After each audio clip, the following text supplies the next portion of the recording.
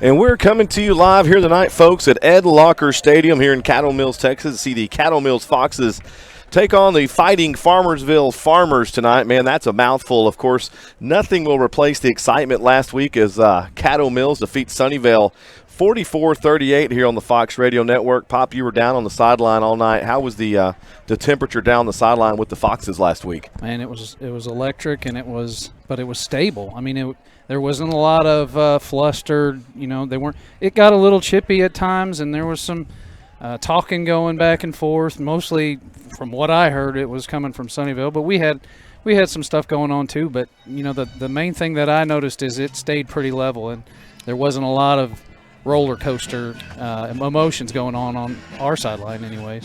You know, last week you kind of had a heavyweight fight here in the district between Sunnyvale and Caddo Mills, and this week, man, you kind of, if you're Coach Crane, which we'll get to quickly in the Coach Cody Crane show this week, kind of not really worried about a hangover, but he did say that there were some times Monday at practice he stopped things down and had to get everybody's attention for sure. Yeah, you got to keep. I mean, it is natural, especially for kids, to have a kind of think that they can just take a breath and come into a game after a game like that and just kind of say, all right, we can get healthy and, you know, get our minds right. But you got to gear up every week in high school football, just because you never know what's going to happen and what kind of, you know, if the ball bounces the wrong way, you could end up playing from behind and your game plan gets scrapped, and you never know. So you gotta strap it on every week like it's, you know, like it's Sunnyvale. Yeah, absolutely. About 28 minutes to go before game time here. Of course, this is Cody Hawkins, Justin Poprider riding shotgun with me tonight, Kevin Mosier on the board, and of course Ross Van Huss doing the camera work. Of course, Mark Sweeney down on the sidelines will have some comments possibly from Coach Crane going into the half and do some post-game stuff as well. Well, Farmersville here, man, not much to really write home about. Lost last week to Quinlan Ford 45-7, and they are 1-4 on the season. But, of course, with a flex bone offense, you can't go to sleep on them. Right, and that flex bone is, if you're not familiar with that, the service academy type Army runs it. I was in Norman, Oklahoma one night and got a really good dose of the flex bone. Yeah, and you see right there how that type of offense can neutralize anybody. Now, Farmersville doesn't run it like Army does. Army doesn't throw the ball ever. Farmersville runs a lot of spread out of it. It's a flex bone triple option offense, but they do throw the ball way more than Army does, obviously, and they've got some talented receivers. They've got a good running back, and the quarterback can throw the ball down the field. So you'll look for them to try to stretch the field against us, especially after, I'm sure, watching film on you know, how we stuffed the running game for the most part. And really, we've played run-heavy teams for the most part. So I would look for them to try to establish the pass early. Try to stretch the field, try to set up that spread, not be so hunkered down in the triple option out of that flex bone. But I think that's what they're going to have to do if they want to compete tonight. Absolutely, of course. So we're going to put a quick little bow on Sunnyvale. Of course, this interview with Coach Cody Crane, of course, brought to you by Donaghy Ford and GMC over in Greenville. If you do see Chance, tell him you heard about it right here on the Fox Radio Network. Not a lot of talk of Sunnyvale because it was such a big game, and the game with Sunnyvale was so peaks and valleys. So we touch a little bit on Sunnyvale. So sit back, relax, and listen to the Coach Cody Crane Show, brought to you by Donaghy Ford and GMC. This is Cody Hawkins here with Coach Cody Crane this week on the Donaghy Ford and GMC Coach Cody Crane Show. Well, Coach, you look a little bit more relieved this time this week than you did this time last week. Well, that was an outstanding win. That was an outstanding win for our kids. That was an outstanding win for our program. So proud of everybody involved. Our assistant coaches and coordinators worked so hard to develop a game plan. Our kids executed that game plan and played with passion and energy, and it was a big win. You know, I got there early, went to the booster club and the tailgate crew. It had a big game feel the minute I got out of the truck. Did your guys feel the same way leading up to? And, of course, when you get the police escort into the building and you're getting off the bus and shaking hands with players' families and stuff, did y'all just have that buzz all week? Yes, sir. It was. It was electric. We knew we knew what was on the table. And the thing about it is we knew also that even though that we were an undefeated football team and they were a 1-3 football team, we knew we were the underdog in the football game. Yeah. Absolutely. We knew it and they knew it and everybody knows it. You know, they had won the district championship several years. It's been a long time since they have been beaten in a district game. Yeah. And so we knew that if we want to earn that gold ball and have the right to continue playing to win a district championship, it had to go through Sunnyvale. And so, yes, it was a big game feel all week. You know, Tyler Townley, we're used, and I'm sure you guys are used to him putting up just gaudy numbers every week. Of course, Sunnyvale, a lot better defensively than, let's say, maybe a Bullard or a Canton. 110 yards passing, 14 for 20, and 77 yards rushing for Townley this week. Sunnyvale's defense is fast. Yeah. Fast. And that's the thing is they were able to spy him and play him and finish on him. And that made all the difference in the world. But, you know, in any normal year, if we play Sunnyvale with those numbers, we'd probably be ecstatic. Yeah. But, you know, we're used to just video game numbers with Tyler. But he did exactly what he needed to do. He controlled the ball. He moved the chains and made plays whenever it's time to make plays. And we stayed patient, and those big plays came in the second quarter. And it happened to be on two big runs, but they came. You know, a guy who really wasn't the every down back or planned to be going to the Gainesville game, Connor Pounds, man, 114 yards, a huge 59-yard touchdown that kind of got you some breathing room in the second half. What do you say about his play Friday night? He's been outstanding, you know, and we went into the Bullard game and had a rotation figured out, and Connor didn't get many carries in that Bullard game. And then, we said, dadgum, we needed to look at him, and then all of a sudden we give him those carries at Canton, and he's going. And so now Savion is getting back to healthy, and we've had some really good competition in our backfield this week, and that's great. They're playing well, and he played great. Not only running the ball, he's been catching the ball and picking up pass protection as well. Absolutely, had a couple of big key third down catches. Huge third down catches, yes, sir. And, of course, that was my next question, impact of Savion coming back. It was kind of a cool moment in the first half. Y'all get to goal line, and number 3 comes in. That seemed he looked very emotional after the touchdown. Can you talk a little bit about how it felt having him back? Great. Yeah. And, obviously, we didn't totally take off the reins from him. Yeah. It's a process of getting back off of that injury. But he was made all practices on the field, working through it. And so this week's been a little bit better. So hopefully he'll get more involved as we go and get the kind of a two-headed monster going on here. Absolutely. You knew Sunnyvale, what they were going to bring you. Makeda, McDill, huge factors in the game. How do you feel like your secondary played those guys, McDill being such a talented receiver? Well, and we didn't know going in who the quarterback was going to be. Yeah. And whenever we see that Makeda is the quarterback, yeah. We know that their go-to receiver is going to be McDill. Mm-hmm. So, we thought that we covered him really good at times, but there were some tight windows that they put the ball in at times. Yeah. The first smash route on Tyler on their sideline was an outstanding thrown ball. If that ball is misthrown at all, it's a pick. But it's perfect. And then the same thing with Jason Thomason on the goal line going in on their sideline. He has great coverage. As soon as he turns around, the ball is there, caught. Good receivers, good football players. And I felt like our kids rose to the challenge and did a good job for some. Me and you talked, and actually Mark and I joked in the pregame that special teams was going to be a factor. I didn't think we thought it was going to be as big as a factor. Jacob Hall, man, he blocked 2 punts in a game, both set up scores. Man, was that something y'all saw on film? Was there a weakness in punt coverage, or was that just organic happen? It just organic happened, yeah. And we're going to penetrate him through that gap. Yeah. But, most of the time that's going to be picked up. Mm-hmm. But we want to get to the point here, and I've talked about several things, culture change, several times on this. Well, special teams is no different. Sometimes I think our kids believe special teams is a playoff or special teams is not for them or whatever. But we want to get to where special teams is winning us football games. And without a doubt, special teams helped in that victory. It was a turning point. It wasn't, we didn't play special teams in that game so they wouldn't beat us. We went out and made plays and won the game on the special teams.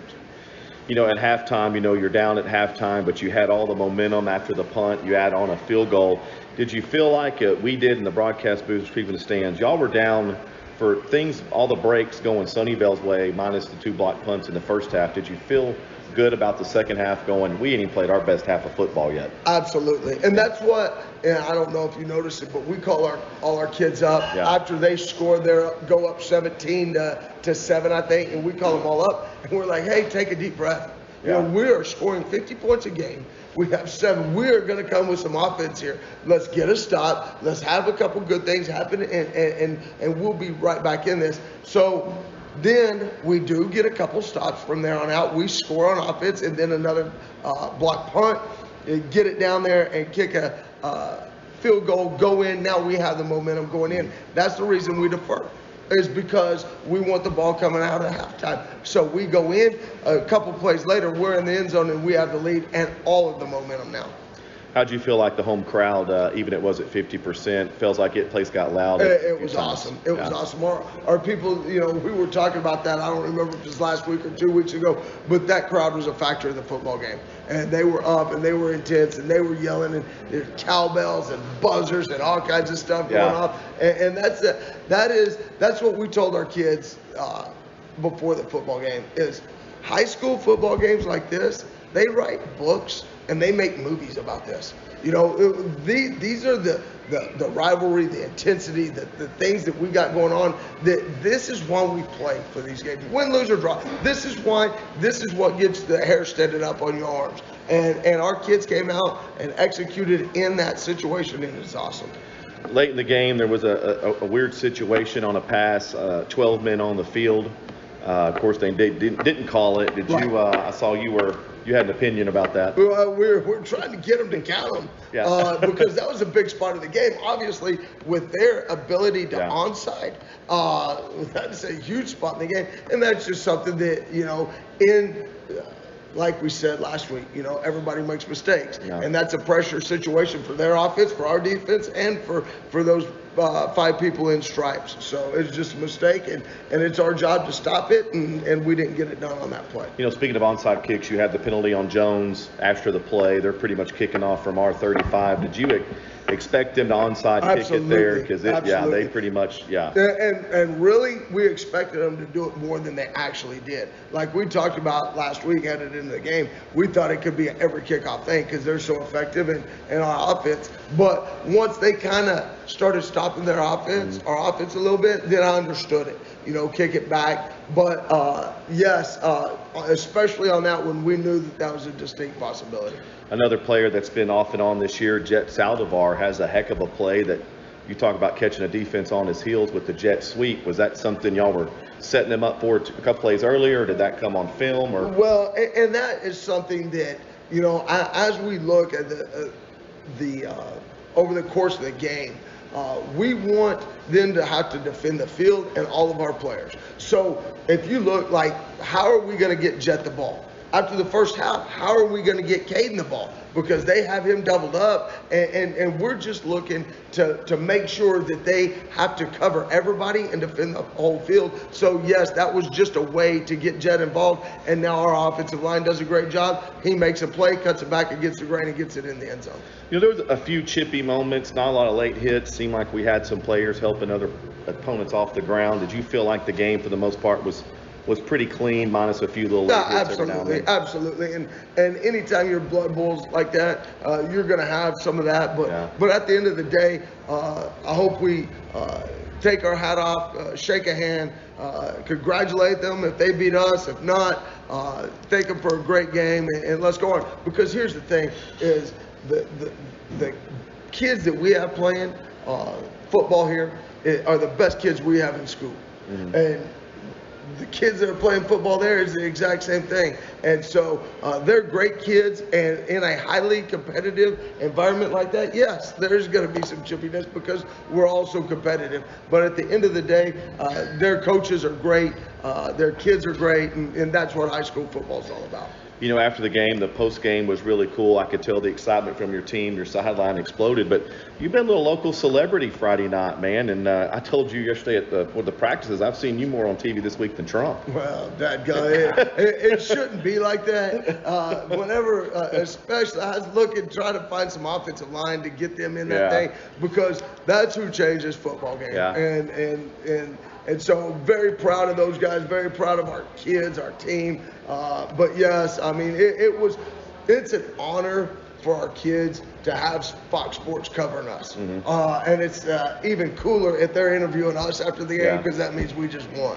You know, I heard one of the hosts, Craig Ray, who of course does play-by-play for the Longhorns.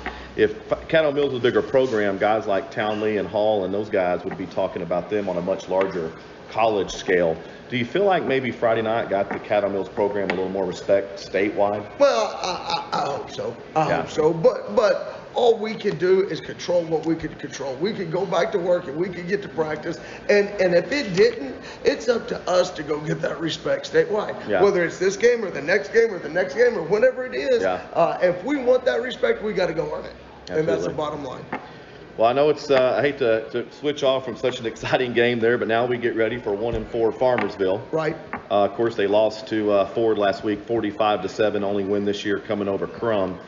Farmersville, has it been tough to get the guys motivated when you have these, you know, Canton and then Sunnyvale, and then all of a sudden here comes Farmersville? Well, it was a little bit on Monday, but I kind of think they got the message. Let's go. And never did we say that we want to win a first game of district and flatten out. What have we said? We want to peak whenever we're in district and then peak again whenever we head to the playoffs. So for us to do that, we got to continue to get better. And that has been our sole focus. It's not something new that they've heard this week. We're not saying anything different. Just go get better. Do your job. You don't have to be Superman. You don't have to do anything else. Just go do your job and get better.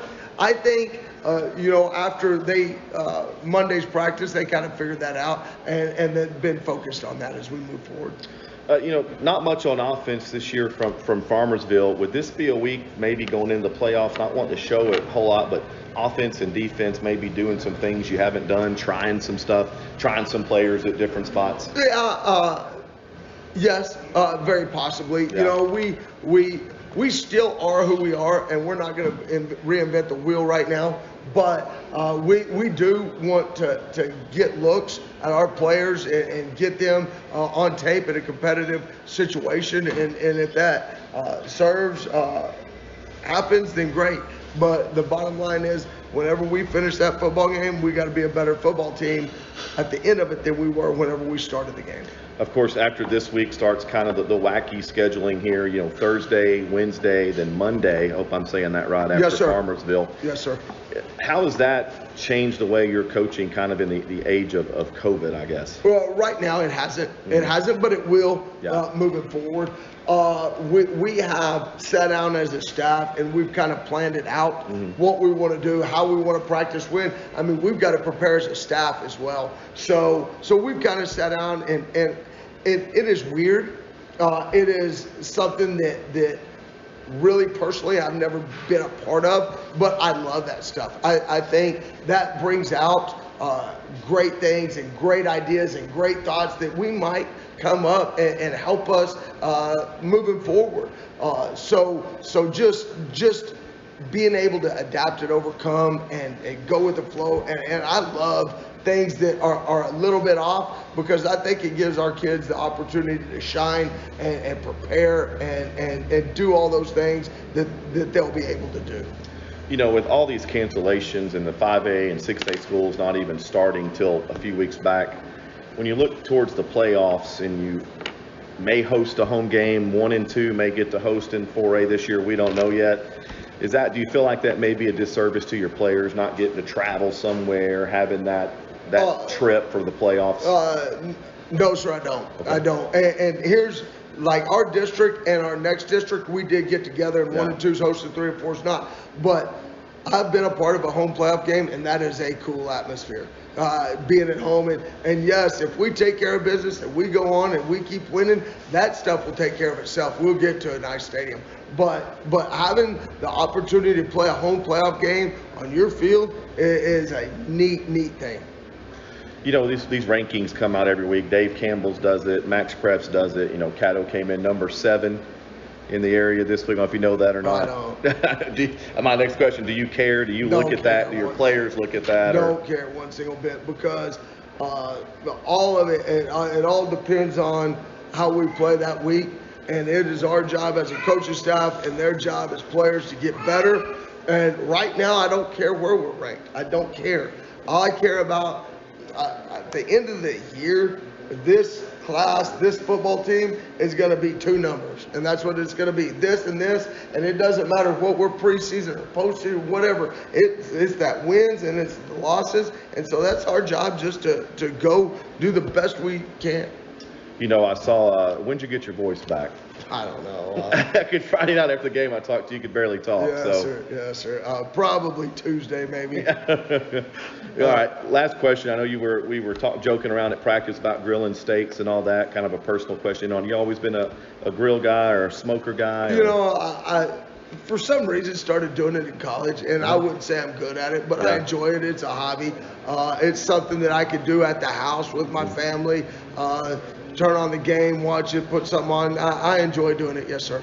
So being Gonzalez, being a more South Texas guy, we hear about Franklin Barbecue, Salt Lick. What's the best barbecue restaurant in Cody Crane's mind? Black's, absolutely. The beef ribs, golly, that'll change it. There's one in Dallas now. Is there really? In Deep Ellum, yeah, there's one in Dallas now. Well, I'll have to make that trip. Yeah, I'm a Black's guy, yes, sir. Okay, cool. Well, let's go get a win against Farmersville next week. Looking forward to it, yes, Thanks, sir. Coach. So the name of this play. So I'm John Schneider. I'm standing here at Donahue. Wait a minute. Hey, John Schneider here. I'm standing here at tell you what, just bring the camera in a little bit.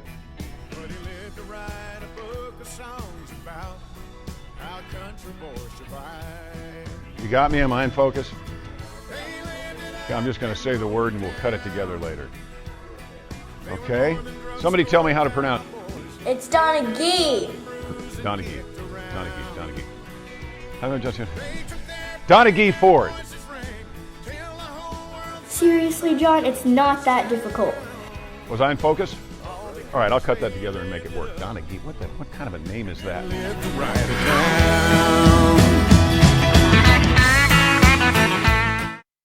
We want to thank Donaghy Ford and GMC over in Greenville for sponsoring the Coach Cody Crane Show and definitely being a major broadcast sponsor of the Fox Radio Network.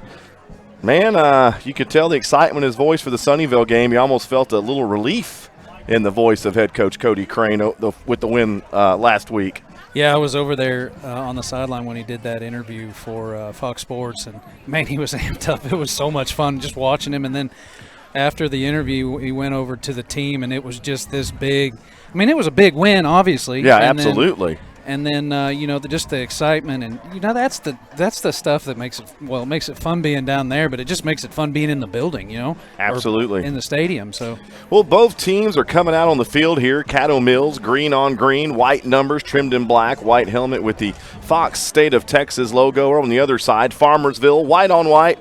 White helmets, a big gold F trimmed in purple on those guys, along with some gold numbers. We've talked about, you heard Coach Crane say it, we've said it here. Let's just cut to the chase here, man. You could, Caddo maybe play it at speed 4, not 5, and win this ball game? Well, I think you could, but I don't think you want to. I mean, you don't ever want to come into any game playing at anything but full speed because, first of all, you have a chance to lose when you do that, and then second of all, you don't coach your kids to play at anything other than full speed, and if you're trying to get looks and you're trying to get try new things and try, some wrinkles and different things that you want to throw into your scheme. You can't do those at 4 instead of 5. You need to do those at 5. So I think you gotta come in here ready to put your foot on the gas, and maybe if you do get ahead by quite a bit, in the second half, then you can start thinking about that. But when you're going into the game, you go into the game ready to put your foot on the throttle and go.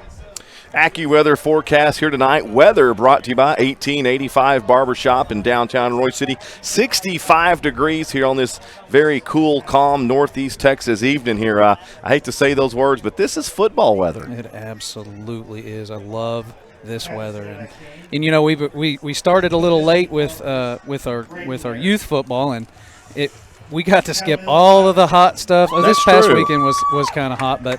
I told these kids they're spoiled because last year we were playing in 100-degree weather. And oh, absolutely. I look like a lobster after the first couple of weeks. So it's nice. I love this weather, the little crisp in the air, and it's going to be a good night.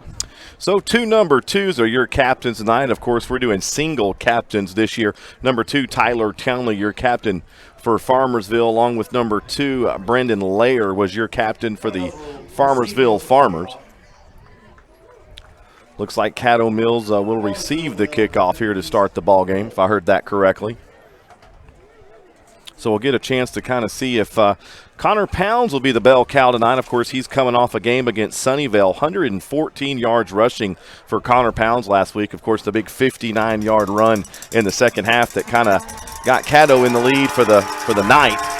Yeah, and that was nice. I mean, it's always good because Townley's been putting up video game numbers all year, and last week they had a little bit better game plan to kind of contain him, at least for the first 3 quarters, first 2.5 quarters anyways. And so it was nice. It's always great to get production out of somebody else when your main guy is not at the very, very top like he usually is. And Pounds stepped up to the table, and that was a big run. That was a big pivotal play in that game.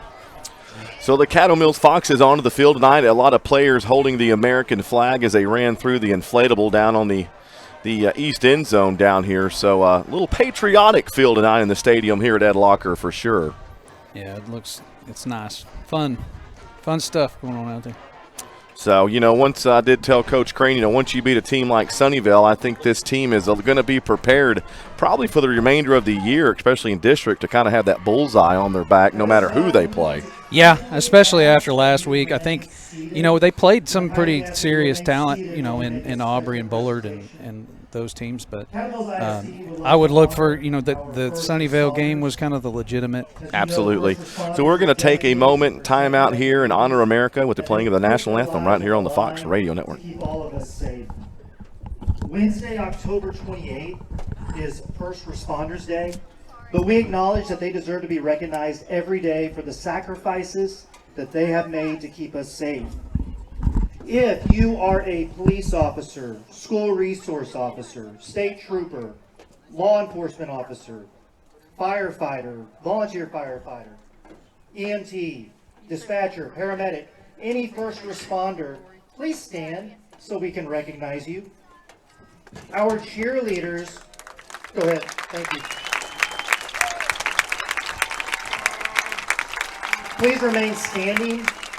Our cheerleaders would like to present you a voucher for our next home game. Again, that home game is scheduled on Wednesday, October 28th, which also happens to be First Responders Day. We just want to thank you for your dedication and your sacrifice. Thank you, ladies. Thank you, men and women.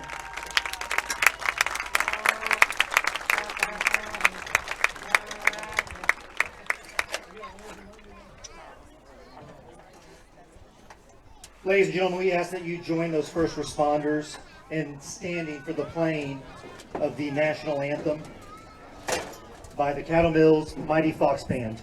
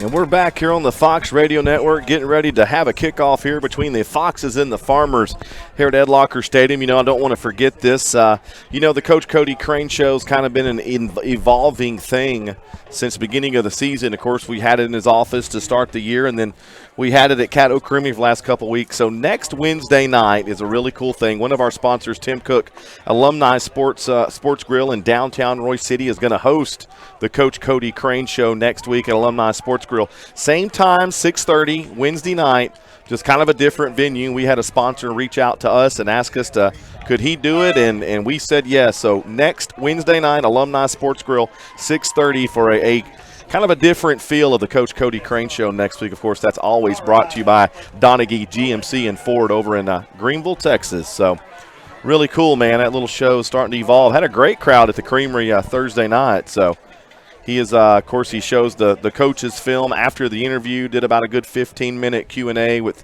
some parents and stuff. So, yeah, it was really cool. Yeah, that's fun. And just having a vein into the community is always nice, and good exposure for the program.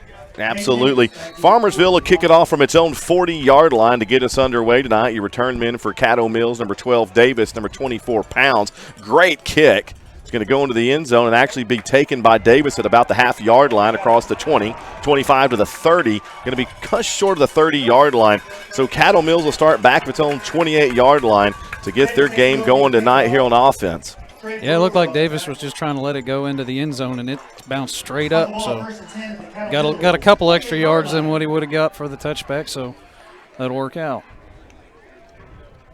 So it will be first down and 10. Of course, the red-hot Caddo Mills offense comes onto the field, led by number 2, senior quarterback Tyler Townley.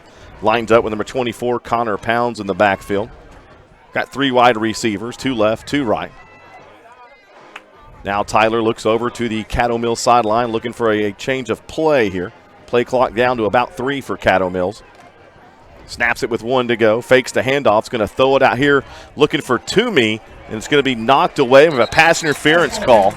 Absolutely. Number 5, Trey Brewer, was back there on coverage for Farmersville, and he just he got to Toomey way early. Yeah, it was a little jump ball, and he didn't turn around to find the ball and just ran straight through him. So the penalty be 15-yard penalty. No, it's an offensive pass interference. Wow. Oh, it is a first down. Okay. A little confusion there. Kind of referee kind of pointing left and right. So it is going to be a 15-yard penalty against Farmersville. Kind of not what you want to do with this Caddo Mills offense if you're the Farmers, is give them a free 15-yard play to start the ball game. No. You never want to give any gimmies to a high-power offense like this. So Townley back in shotgun now. First and 10 for them, 43 for the Foxes. Blitz coming on. Tyler steps to it. Now he's on the move across the 40. Across the 45, just short of the 50-yard line for Tyler Townley. His first run of the night. He's tackled way on the other side of the field by number 8, Brennan Pollard, over for the Farmers. Yeah, it looked like they had a spy running on him, but that hasn't been successful for any team that's tried to do it yet. So I'm interested to see what they're going to try to do to contain him. Second down and 5. Foxes now at their own 48-yard line. 11:15 to go first quarter. 0-0 here at Ed Locker. Townley drops back, gets some pressure, cuts it about across the 50, has the first down and more across the 40, and just short of the Farmersville 35-yard line. And number 22 there for Farmersville. And again, jumped in there and was a shoelace away from a touchdown. Sorry, Cody. Again, they're still doing the number 7 was trying to spy, and he's the first missed tackle of many. So first and 10, Foxes now at the Farmer 37-yard line. Townley now 5 wide receivers, empty backfield, trips on the far side. Jet Saldivar sets up in the slot here on the near side. Play clock down to 8, and it looks like Farmersville take their first time out tonight. We'll take one too. 10:32 to go, knotted at 0 here on the Fox Radio Network. Welcome to Rap Garage. I'm WG356, and I'll be guiding you through this bad boy. Some of our deadliest designs. Climate-controlled environment. LED lighting. Custom installation. I know, right? Our installers are the heartbeat of the shop. Wrap Garage. Simply different. And we're back here on the Fox Radio Network. First down and 10, Caddo Mills at the Farmersville 37-yard line. 10:32 to go, first quarter.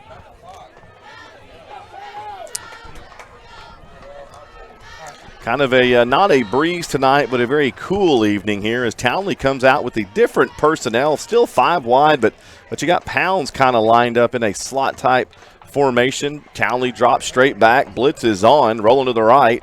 Throws it out here in the flat, has a man wide open, and that's Davis. And he's going to be close to another Caddo Mills first down. Yeah, they're looking for that scramble drill, and if the receivers are that wide open all night, it should be easy pickings. But that was Pollard again that forced him out of bounds. It's now 2nd down and 1 Foxes. And Townley still back in shotgun, 4 wide receivers. Pounds in the backfield with him. Yet to really have a carry tonight as Townley's going to drop back, survey the field, throw it downfield, looks for Bean, and just barely overshot Bean. Number 9, Oscar Flores, was back in coverage back there for Farmersville. He had a step and he had outside leverage. There was no way that defensive back was going to make a play on that ball. Just a couple steps too far. 9:54 to go, first quarter. Caddo Mills took the opening drive to the 30. Then a pass interference call really got the drive going for the Foxes. 3rd down and 1 from the Farmersville 28. Townley looked to pitch, has the first down on the move. 15, 10, 5 makes the cut. Touchdown, Caddo Mills. Tyler Townley gets the Foxes on the board first. And what a drive. Aided by the 1 penalty, man, but Caddo Mills looked pretty sharp on offense to start this ball game tonight. That's a well-oiled machine right there. Townley is conducting it back like he was in the first few games, and they've got no answer for it right now. I'd look for them to try to make some adjustments just like everybody else. But So Roop's on the field to try to tack on the extra point. Snaps clean, kick straight up, and it's good. So with 9:45 to go, first quarter, Foxes strike first. They lead Farmersville 7-0 on the Fox Radio Network. Hey there, Fox fans. Cody Hawkins here with the Caddo Mills Fox Radio Network, coming to you today to talk about TX Steel, a premier custom steel building company serving Hunt County and other surrounding communities. You can reach them at 214-280-3264 for all your steel building needs.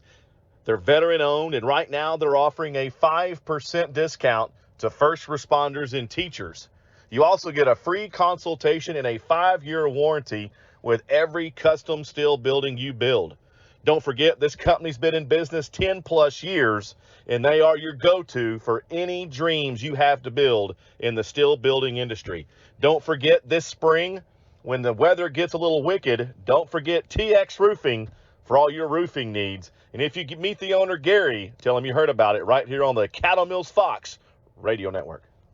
And we're back here at Ed Locker Stadium on the Fox Radio Network. Caddo Mills leads Farmersville 7-0 as Tyler Townley gets the Foxes on the board first. That touchdown, of course, brought to you by Wrap Garage over there at 1907 and Interstate 30. Man, they'll do a great job for you. Any wrapping needs, any decals made, you need to tell them boys at Wrap Garage you heard about them on the Fox Radio Network.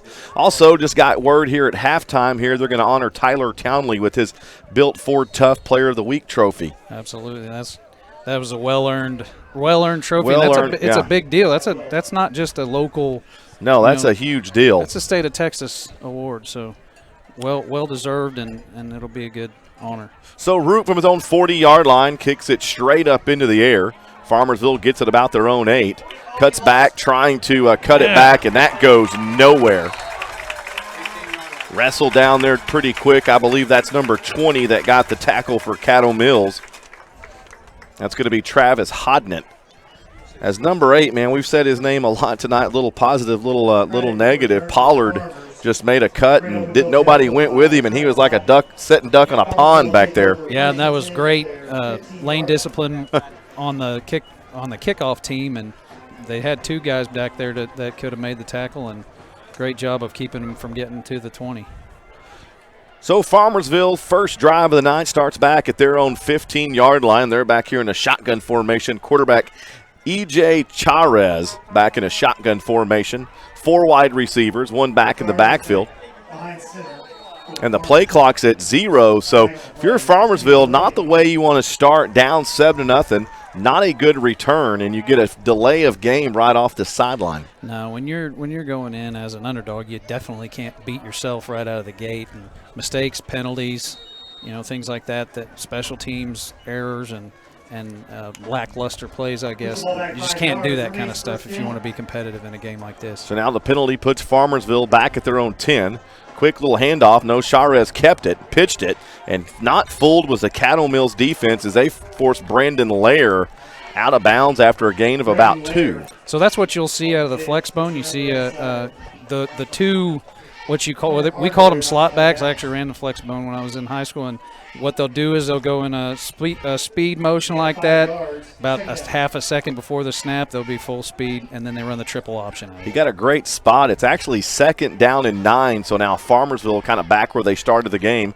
Charez in shotgun. He's going to keep it. Has a hole out across, tackled quickly. Had a lead at about the 20-yard line. Now you have a lot of Farmers pushing the pile. And the man on the ground, of course, was Angus Aldridge. There was the first Fox that engaged there on Charez. Charez, a quick player.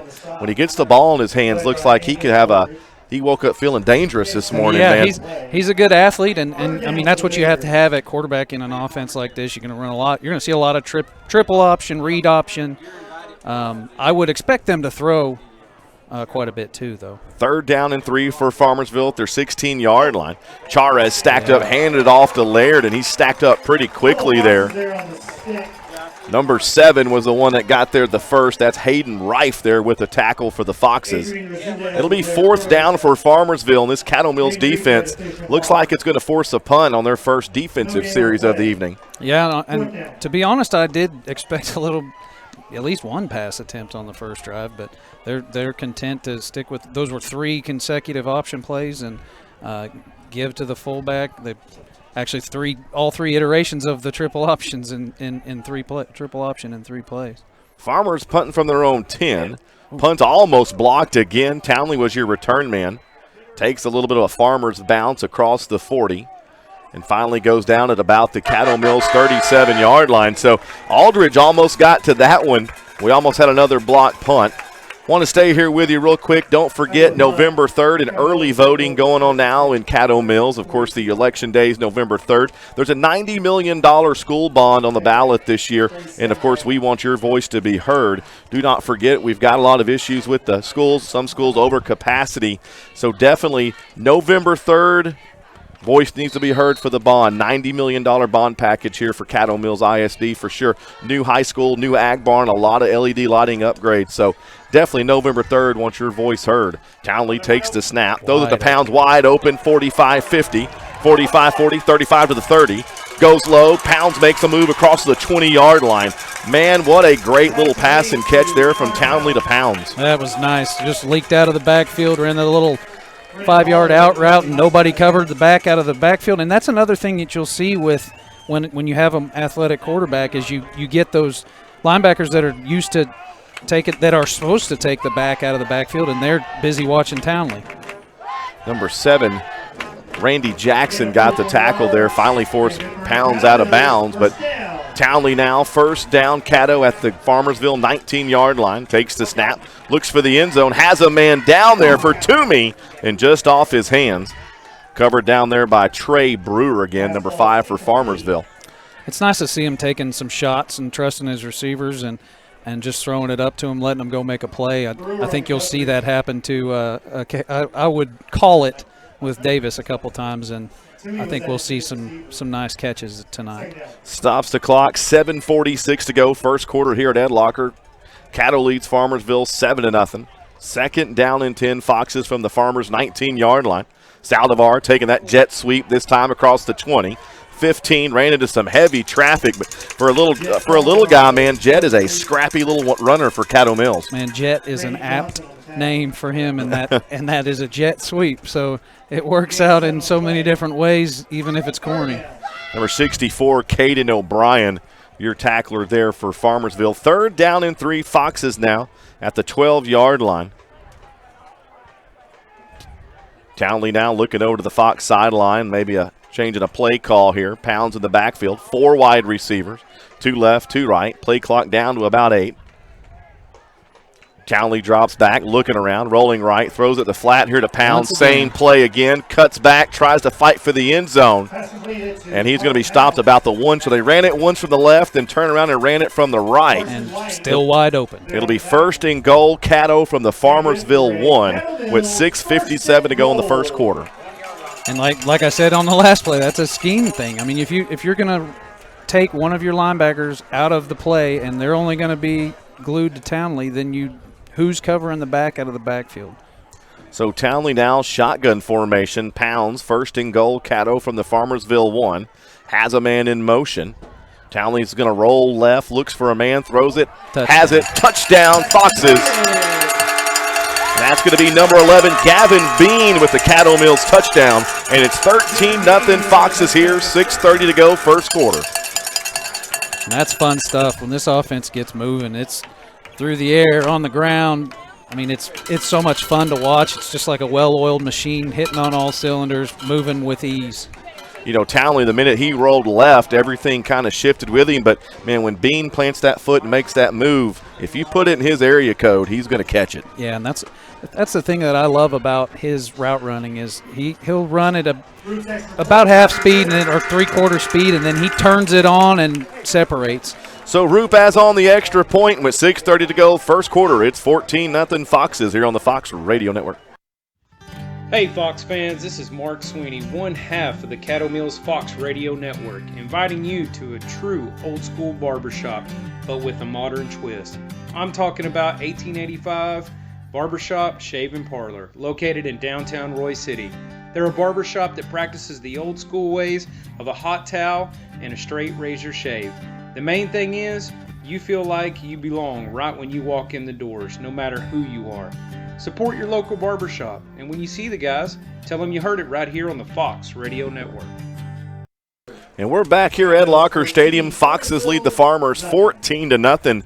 6:30 to go, first quarter. Of course, that touchdown this time brought to you by Alumni Sports Grill in downtown Roy City. If the Foxes score 28+ tonight, you can take that digital ticket stub there and get a half-price appetizer. And if you bought a Fox card, you get an additional $5 off your purchase as well. So you could have 2 discounts tonight over at Alumni. I'm still waiting for him to move that up from 28. I don't know. Yeah, I might need to talk to Tim next week and go, you may want to make that 35, 40. So Roop kicks it from his own 40-yard line. Great deep kick taken by the Farmers at about the 9. On the move, breaking. And a second time tonight, outstanding kick return coverage for the Farmers. As number 12, for the Foxes, number 12, Aiden Gray, was your return man for the Farmers and went nowhere. Absolutely, and just like the last one, they just stay in your lane, do your job. It's good stuff. So 6:25 to go, first quarter. Foxes lead 14-0. Reminder, man, halftime show. We will live stream the Foxettes and the Caddo Mills Band, and also Tyler Townley getting honored at halftime tonight with the Ford Built Tough Player Award that he received a few weeks back. So will be a penalty against Caddo Mills. We'll move the ball all the way to about the 25-yard line for the Farmers. Must have been a very late flag. I didn't even see it, So Charez will set up first down and 10 Farmers.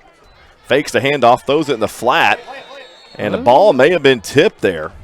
Number 9, Jones, was back there. He may have got a piece of that as there was no blocking.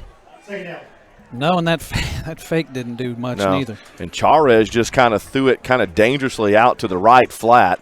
That'll stop the clock, 6:21 to go, first quarter. Farmersville breaks the huddle. Charez, second down and 10 from their own 20 is Farmersville. 3 wide receivers. This time he does hand it off. Great little return across, and it takes a big hit from Jones, but we'll have the first down. That's about the most positive yardage Farmersville had all night. Brandon Lair took the pitch and took it all the way down for a 39-yard gain for Farmersville.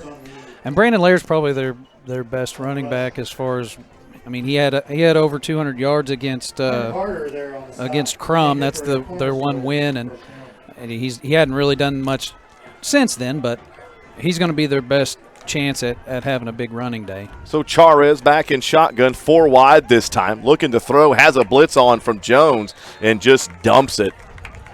As they need to put a hat, and I know that's hard to do, on Brian Jones because he has lived in the Farmers' backfield all night tonight. Absolutely. We're definitely so far winning the battle up front, and that's one thing that you can't say enough about this team is, they're not super big.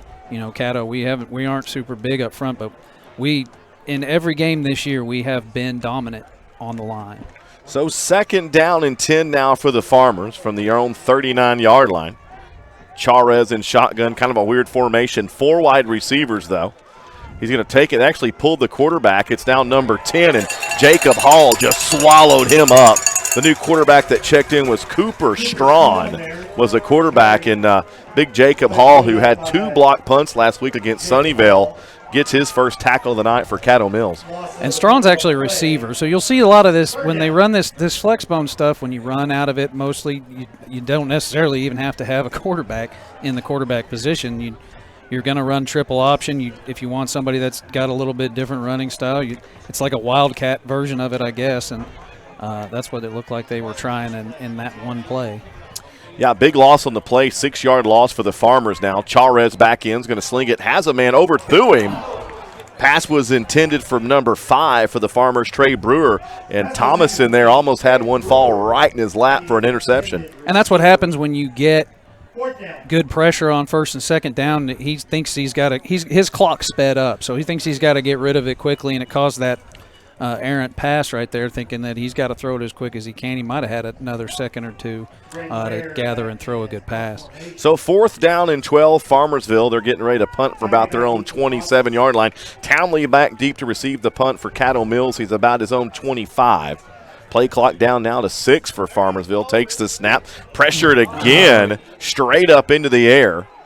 And punt is going to take a great little Caddo Mills bounce and get about the 30-yard line. So 2nd time tonight, the Caddo Mills special teams almost block a punt of Farmersville. Yeah, I was worried we were going to get some laundry for running into the punter, but I guess they said he thought about it, didn't he? I noticed he definitely thought about it. I guess he'd got his plant leg down quick enough before he got ran over. Well, I know if you're obviously a lot of people here on social media, of course, you heard the post this week. Join the Booster Club. 3 things for the Booster Club. Free admission to the game, free meal, and you get to watch half of the game. So definitely join the Caddo Mills Booster Club today. As Townley comes out, shotgun formation, 4 wide receivers, pounds in the backfield, takes the snap, rolls right, looking for someone downfield, has a man open, it's Davis, passes up, Davis catches it, and man, good night. Nobody home. Nobody home. Touchdown, Caddo Mills, Tyler to Davis. And Caddo Mills trying to take the top off of this one in the 1st quarter. Well, I think I called that, but I was looking for more of a jump ball, and Davis was 5 yards behind the defender, so there was no jumping involved. Man, Davis was wide open for days, and Townley rolled, found just enough daylight to plant and throw, and it's 20-0 Caddo Mills, 4:36 1st quarter. Man, kind of making a statement here. I don't think there's a hangover here with these Foxes. They're out. They're playing really well tonight. And that's what you want to see. I mean, you want to see you need to beat the teams that you're supposed to beat, and you need to beat them the way that you're supposed to beat them. And obviously it's really early, but they're coming out here like that's what they plan to do. So 4:36 to go, 1st quarter. Foxes lead the Farmers 21-0 here on the Fox Radio Network. Hey there, Fox fans. This is Cody Hawkins, one half of the Caddo Mills Fox Radio Network, inviting you to Alumni Sports Grill located in downtown Royce City. They've got everything you need for any sports you need. TVs, wall-to-wall, Mavericks, Rangers, Stars, and Cowboys. And don't forget, folks, it's college football on Saturdays and the big event, the NFL Sunday Ticket, wall-to-wall football on Sundays. Any team you root for, they've got the TV for you. Don't forget daily specials, including Wing Wednesday and Taco Tuesday. And if you do see the owner, Tim, tell him you heard about it right here on the Caddo Mills Fox Radio Network. And we're back here on the Fox Radio Network, 21-0. Farmers down to the Foxes. Want to remind you that touchdown that time brought to you by Donaghy Ford and GMC over in Greenville. Chanced us in here. We are in possession of the Built Ford Tough trophy here in the press box tonight. So It is here. Look at that. Better guard that. Roop kicks it off from his own 40-yard line. Farmersville's got it about the 10-yard line, makes a break, spins around, man. Number 12 for the Farmers, man. Aiden Gray has taken a lot of contact on these kickoffs. Yeah, maybe he's just going to fair catch one from now on. I think you're going to get better. Well, he got back to the 25, so he could have done that without getting hit, I guess. Absolutely. Number 22 was there for the kind of got a little bit of a talking to. I don't know if they maybe thought he grabbed a face mask or not, but for the Foxes down there that made the tackle. But it is first down and 10 Farmersville at their own 25-yard line. 4:29 to go first quarter. This has been all Caddo from the get-go. Strawn back there makes the pitch. Ton of green jerseys around. I believe that's going to be Gray, and he's finally wrestled down. Correction, that is number 2, Layer, who just kind of, Strawn just kind of dangerously flipped it out there. Yeah, so that's supposed to be an option. So the slot back basically is he backpedals to get into pitch relationship, and then they're supposed to run an option out of that. I guess he read the defensive end pretty quickly and tried to just toss it out before they even got into pitch relationship, and it about ended up a lot worse than it did. So it's a 5-yard loss for the Farmers. Charez back in it, no correction. Strawn still in at quarterback. He's going to snap it this time. Now we're going to try to pitch it. He fakes it. He's on the move, and he hits the deck pretty quick as Aiden Allredge chopped him down pretty quick. And that's the triple option again. You fake to that fullback, that speed motion from the slot back, and he's trying to get out on the perimeter. Obviously, it's not Townley running quarterback over there. So yeah. So it's third down and 10 Farmers now, their own 25-yard line. Foxes lead 21-0. 3:20 to go first quarter. Charez back in at quarterback. He's in shotgun. It looks like Farmersville is going to take a timeout. I believe they broke the huddle with 12 players. Yeah, too many players. Yeah. As Strawn was trying to get off the field, but he broke the huddle. Timeout, Farmersville. So they did get a timeout in before they called the penalty. And we'll take one with them. Foxes lead 21-0 on the Fox Radio Network.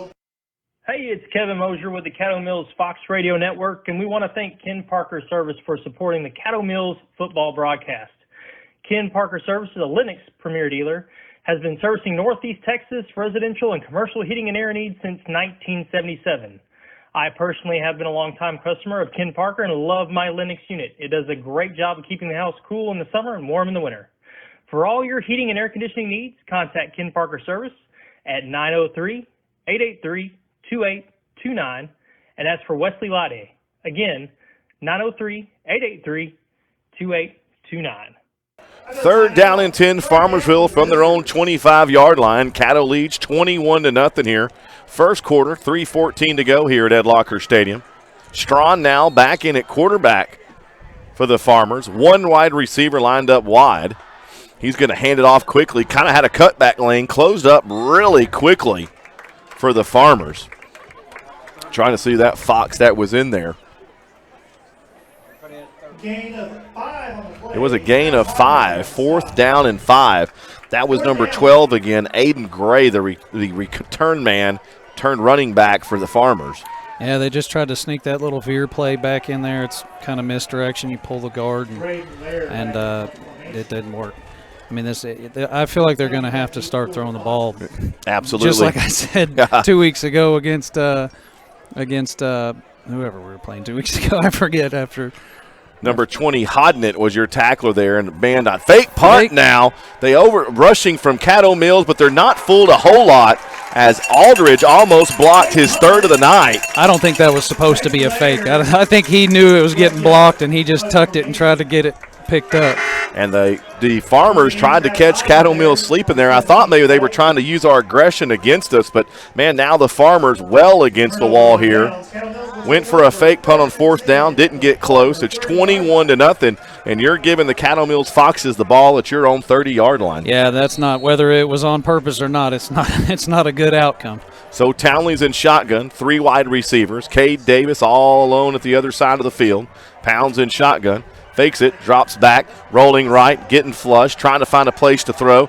Comes back for the ball. What a play by Davis. Yes. 10-5 fumble, and the Farmers have the football. If they just snuck up behind him and punched it out from Davis. And I believe it will be a first down for the Farmers.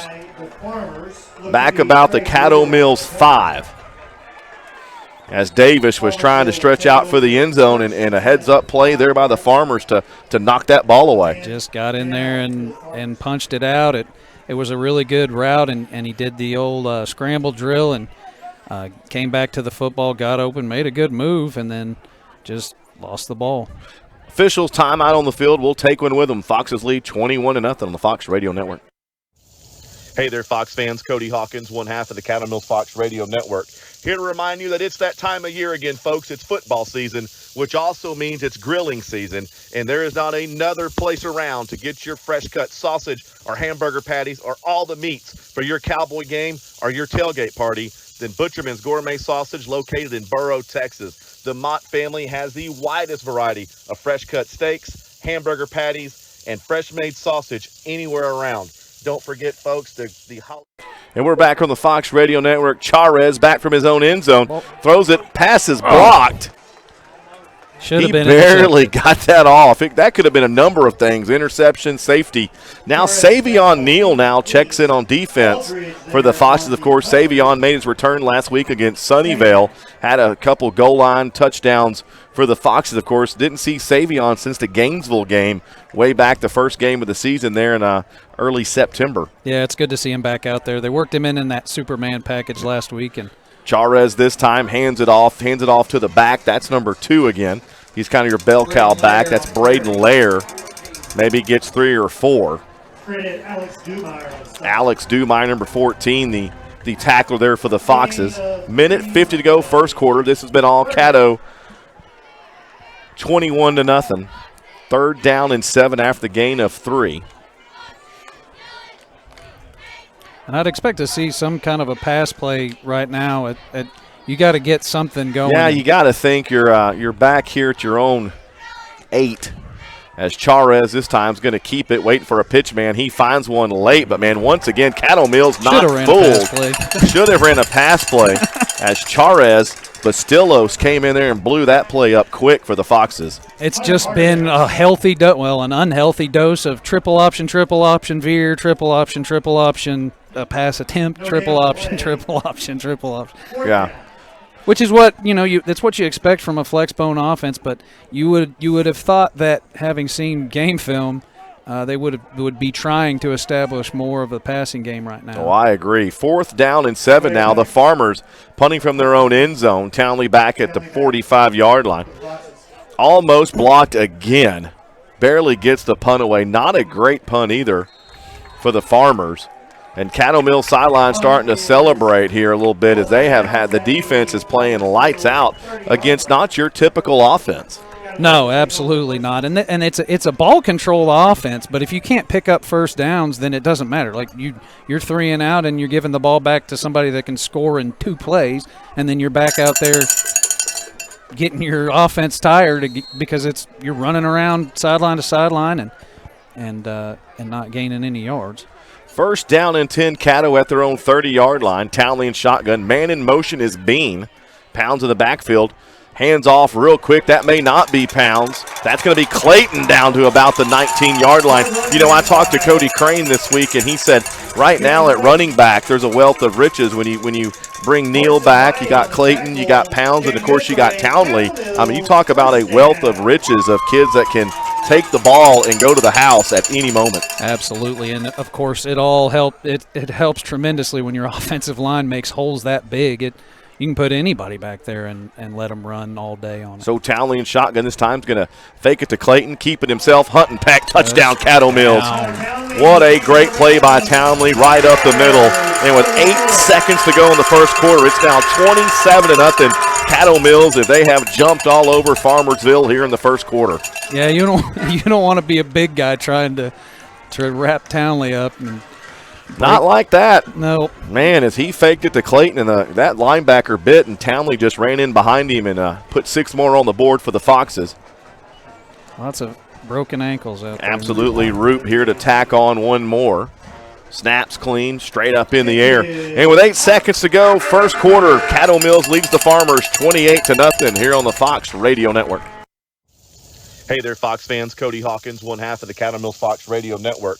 Here to remind you that it's that time of year again, folks. It's football season, which also means it's grilling season. And there is not another place around to get your fresh-cut sausage or hamburger patties or all the meats for your cowboy game or your tailgate party than Butcherman's Gourmet Sausage located in Burrow, Texas. The Mott family has the widest variety of fresh-cut steaks, hamburger patties, and fresh-made sausage anywhere around. Don't forget, folks, the jalapeno cheddar patties are out of this world. They're always fresh made at Butcherman Sausage located in Burrow, Texas. And if you go in there and you see the Mott family, tell them you heard about them right here on the Caddo Mills Fox Radio Network.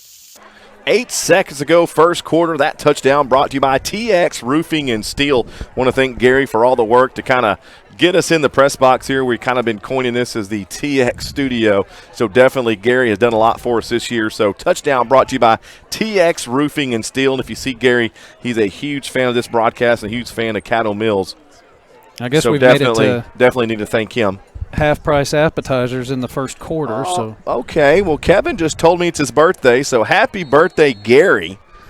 Oh. Happy birthday, man. That's cool. Kevin let the secret out of the bag, so definitely happy birthday to him. And definitely want to, if you need a roof or need a steel building built, definitely want to give the boys over at TX Roofing and Steel a call.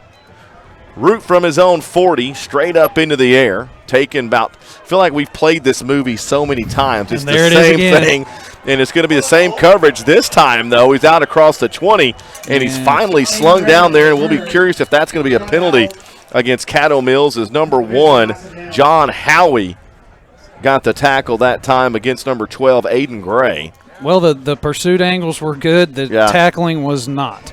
And it looked like he might have got a piece of his face mask at the end there, too. So not quite the same movie. Maybe a couple edits that weren't necessarily favorable on that one. But the coverage, it still looks great. They're going to pick the flag up. So still good coverage, still good, not good field position for the Farmers, and looks good. So that's the end of the first quarter here, and for the Farmers, they can't get out of that first quarter quick enough as this thing's been all Foxes here at Ed Locker Stadium. They lead the Farmers 28-0 here on the Fox Radio Network. Hey there, Fox fans. This is Mark Sweeney here with the Caddo Mills Fox Radio Network. If you're looking to give your home a fresh new look, possibly protect your foundation with seamless gutters, or in need of a quality fence, we've got the right company for you. That's right, I'm talking about Field of Greens. They're locally owned and proudly support Caddo Mills ISD. Receive a free quote by contacting Sean Pruitt at 469-534-9473. When you do, be sure to mention if you're a veteran, first responder, teacher, or faculty member to receive your discount. Again, that number to call, 469-534-9473. And we're back here on the Fox Radio Network. First down and 10, Farmersville. Way back here at their own 20. Pass complete. Charez slung it out here, man, and disciplined tackling there by Caddo Mills as number 14 came in there tackling, reaching for the football. That's Dumeyer again with the tackle for the Foxes. Yeah, he wasn't going to do much when he stopped. Lair just kind of stopped, and at that point it's blood in the water for this Fox defense. Yeah, and there's two of them there. Your best chance on that play is to continue running and try to break something on the perimeter. So Charez, no correction. That's Strawn now back at quarterback for Farmersville. 4 wide receivers for him. Has a man in motion. It's going to be Lair. It's going to pitch it to him. Foxes just continuing to stay at home. And, man, I like that over there between Aldridge and Dumeyer. All of a sudden they're kind of your spies for this Fox defense. They're just playing assignment football. When you run the triple option like that, it's defending. It is who's got the fullback, who's got the quarterback, who's got the pitch guy. Everybody take your guy and go tackle. So it's now 3rd down and 13 for the Farmersville Farmers back at their own 19-yard line. They trail your Foxes 28-0. Early moment, second quarter here at Ed Locker Stadium. Strawn now back at quarterback again. 3 wide receivers, now 4. Fakes the pitch, doesn't get there, and Aldridge and Dumeyer again. As Dumeyer got him low, and Aldridge went in there and clean hit. Led with the shoulder pad, and once again on offense, nothing going right for the Farmers with 10:28 to go in the second quarter. Option. Yeah, that's kind of one of these things, man. If that's your offense and you know what's coming, it's tough to dig out of a hole that you're in with an offense like Caddo Mills that can just score so fast. Right. I mean, you if you're playing an offense like that, you have to be able to either defend it somehow or keep up. So now Farmersville punting from about its own 5, straight up into the air. Great punt. Takes a Farmersville bounce across the 50 to the 45, and Townley's going to just watch it go dead back at his own 38. So decent field position for Caddo Mills. They lead 28-0. I want to remind everybody once again, if you can't get tickets to the game, of course you're listening to this broadcast, you can always come down here to Ed Locker Stadium and do the tailgate. The tailgate crew always has something going on in pregame. You don't have to have a ticket to do that. They fed us tonight, little walking taco and pregame, so definitely want to give them guys a shout-out and thank the Caddo Mills tailgate crew for all they do in the pregame for home games for sure.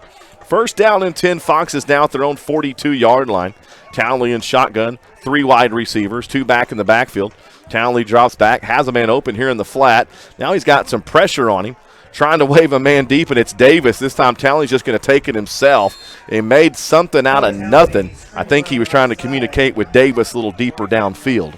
Man, when you can do that and still gain 5 yards, that is video game stuff. I mean, you should not be able to do that in the backfield. Yeah, finally number 5, Brewer, forced him out of bounds for the Farmers. So gain of 5, second down and 5, Caddo Mills. They lead 28-0 here first quarter. Beans the man in motion. This time Clayton's going to fake it. Then Townley kind of did his own little fake pitch. 40, 35, 30, 20, 15, 10, 5. Good night, Tyler Townley, as he scores again for Caddo Mills. So that was also an option, but that's actually how you run the option. So Townley came out, little option of his own, faked it and took it all the way to the house, and it's 34-0 Caddo Mills. Man.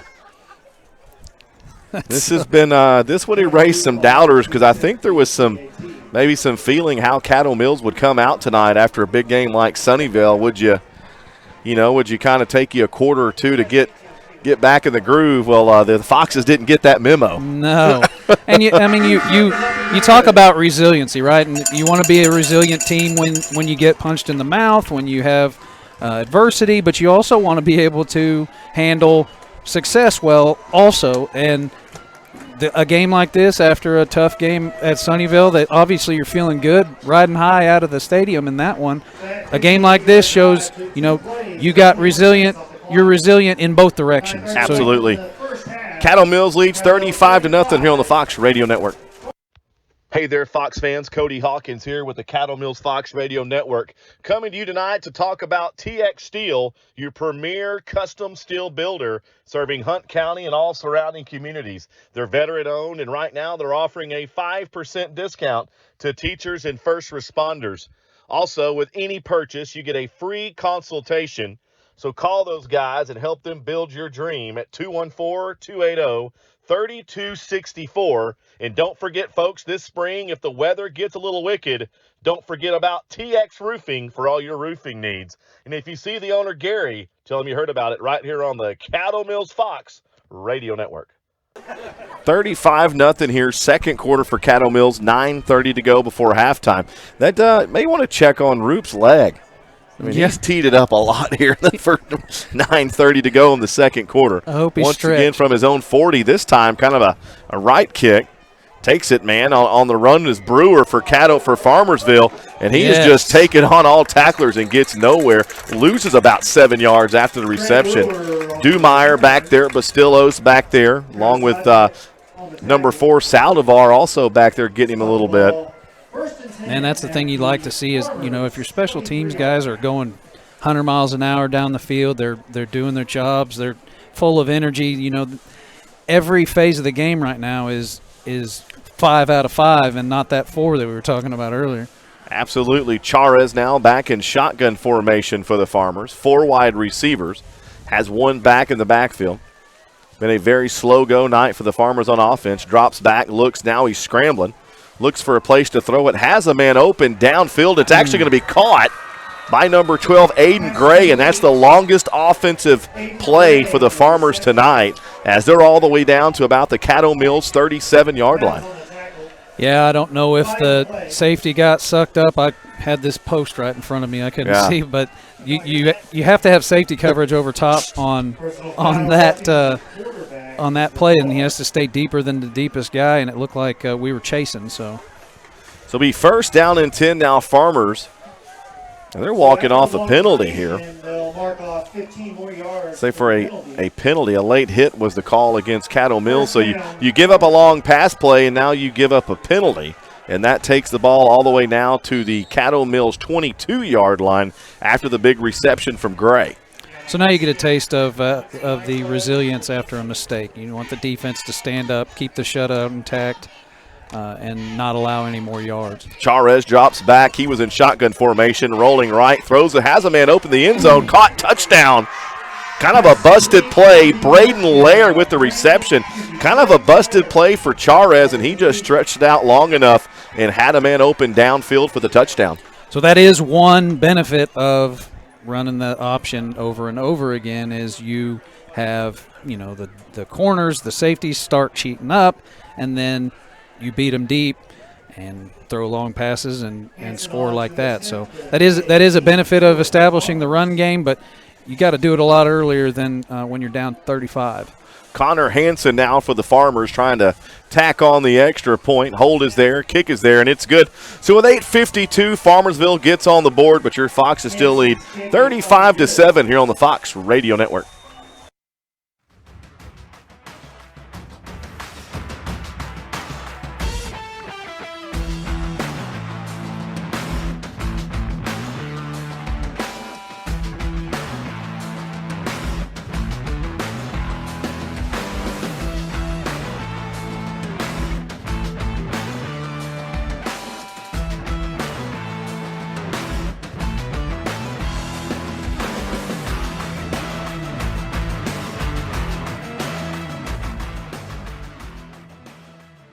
And we're back here on the Fox Radio Network. 8:52 to go before the half. Foxes lead 35-7. Farmersville finally get on the board. Let's take a little trip around the Metroplex here.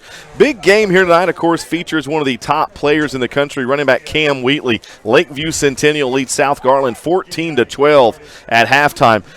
This one here is kind of a shocker to me. Number 2, Highland Park leads over at Wilkerson Stadium over Rockwall 20-0. Highland Park leads them as well. And down the street from us here, Corsicana leads Royce City 14-7, second quarter as well. And the really only game going tonight is the Unity Bowl over in Forney. North Forney leads the Jackrabbits 21-0, and they just started the first quarter over at Citibank Stadium.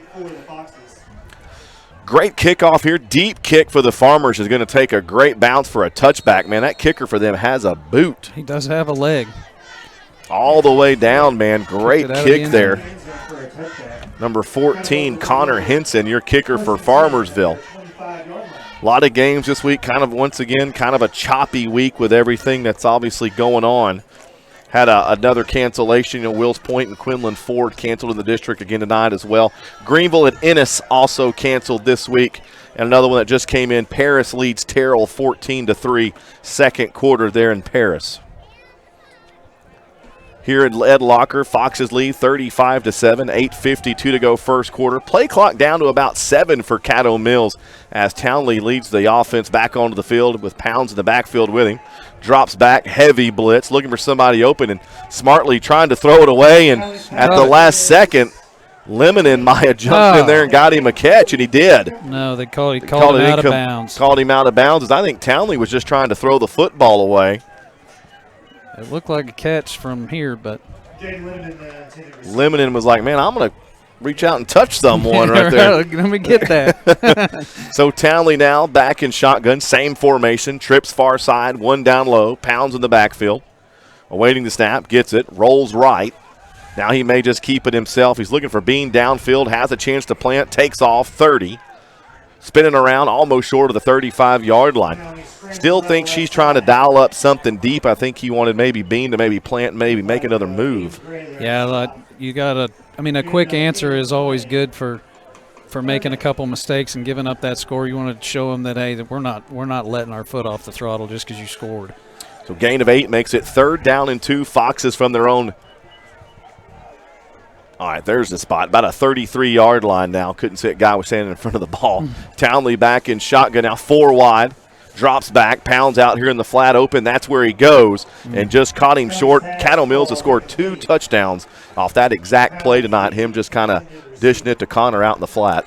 Yeah, it looked like he just short-armed that one, or I don't know if he thought Connor was going to take a shorter route on that, but that would have been a first down also. So first time we'll bring out the punt team. First time tonight, Caddo Mills will be punting. It looks like Cade Davis will be punting it back from his own 20. Got 2 return men deep back here for the Farmers. Number 5 is Trey Brewer. We've said his name a few times tonight on the defensive side of the ball. So timeout, Caddo Mills will take one with them. Come back with us on the Fox Radio Network. Welcome to Rap Garage. I'm WG356, and I'll be guiding you through this bad boy. Some of our deadliest designs. Climate-controlled environment, LED lighting, custom installation. I know, right? Our installers are the heartbeat of the shop. Rap Garage. Simply different. We're back here on the Fox Radio Network. Cody Crane called a business meeting down about the 35-yard line. That was a come to Jesus meeting right there. Trying to, when you're up, it's hard to do, and not hard to get out of progression here when you're up 35-7 in the second quarter. Man, you don't want to see them. They're starting making mistakes. It's gotten sloppy. Davis punts it. Not a bad punt. Takes a Fox bounce and across the 25. Down to the 20, down to the 19. Your return man back there, Aiden Gray, just kind of watches it go to sleep. And that's where Farmersville start, back at their own 17-yard line. Got a long way to go and a short time to get there. 7:47 to go before the half. Of course, we'll live stream the Foxettes and the Caddo Mills Band. Also, special trophy presentation as Tyler Townley be honored with the Ford Built Tough award he received a few weeks back. So we actually have the trophies here amongst us here in the Caddo Mills press box here tonight. Kind of watch where I keep putting my feet. Mm-hmm. So Charez was back in shotgun, slings it out here kind of wildly. Pass intended for number 10. Sometimes Cooper. That's Cooper Strawn. We've said his name a few times on as he's lined up at quarterback a few times for the Farmers. Yeah, and I guess that's an attempt at a wildcat. I don't know if he's got an arm or not. Obviously, he hasn't thrown it yet. So now 2nd down and 10 for the Farmers. Charez back in shotgun, 4 wide receivers. Waiting the snap, has it, drops back, looks right. Has a man open in the flat, it's Brewer. Now changes his mind, slings it back this way. Another pass complete. All of a sudden, Charez starting to throw the ball around the yard a little bit. So this is the the offense that I expected them to try to establish early. And I don't know if their game plan was to get the run established and then bring this out, but obviously it does you no good to establish a run and give up 35 points. So it's 1st down and 10 Farmers after Gray completed the pass from Charez. Charez comes out again with 4 wide, 1 back in the backfield. Has a man in motion out there. It's Lair. Charez going to keeps it himself and kind of runs forward and kind of rode number 7, Hayden Reif, to the ground there. Gains about 6 on 1st down for the Farmers. So they're starting to get some confidence. They're starting to click. That obviously that is the triple option that they haven't gained anything on, and they just gained 6 yards on it. So need to take a deep breath, find what was working, get back to your game plan, and stand up and play good defense. So it'll be 2nd down and 4 Farmers back at their own 34-yard line. Caddo leads 35-7. About 7 minutes to go before the half. Charez still in shotgun. Has not changed his personnel much. Drops straight back. Has a quick to Brown, and Brown just dropped the football. Thomason was bringing the heat pretty quick. That could have been a heck of a collision. But, Brewer, not Brown, had it in his hands and may have heard footsteps. Yeah, there wasn't really – I don't know. They had a little stop route going over the middle that looked like he was trying to get to, and it was well covered, and so he went to his second option out there, and That was not a good throw or obviously catch. So now 3rd down and 4 for the Farmers. 6:52 to go, second quarter. Charez again back in shotgun. This time is going to hand it off again. That's number 2, Lair. And Lair's going to be stopped just short as far as that spot. Number 8, Aldridge, came in there and stopped him from getting the first down.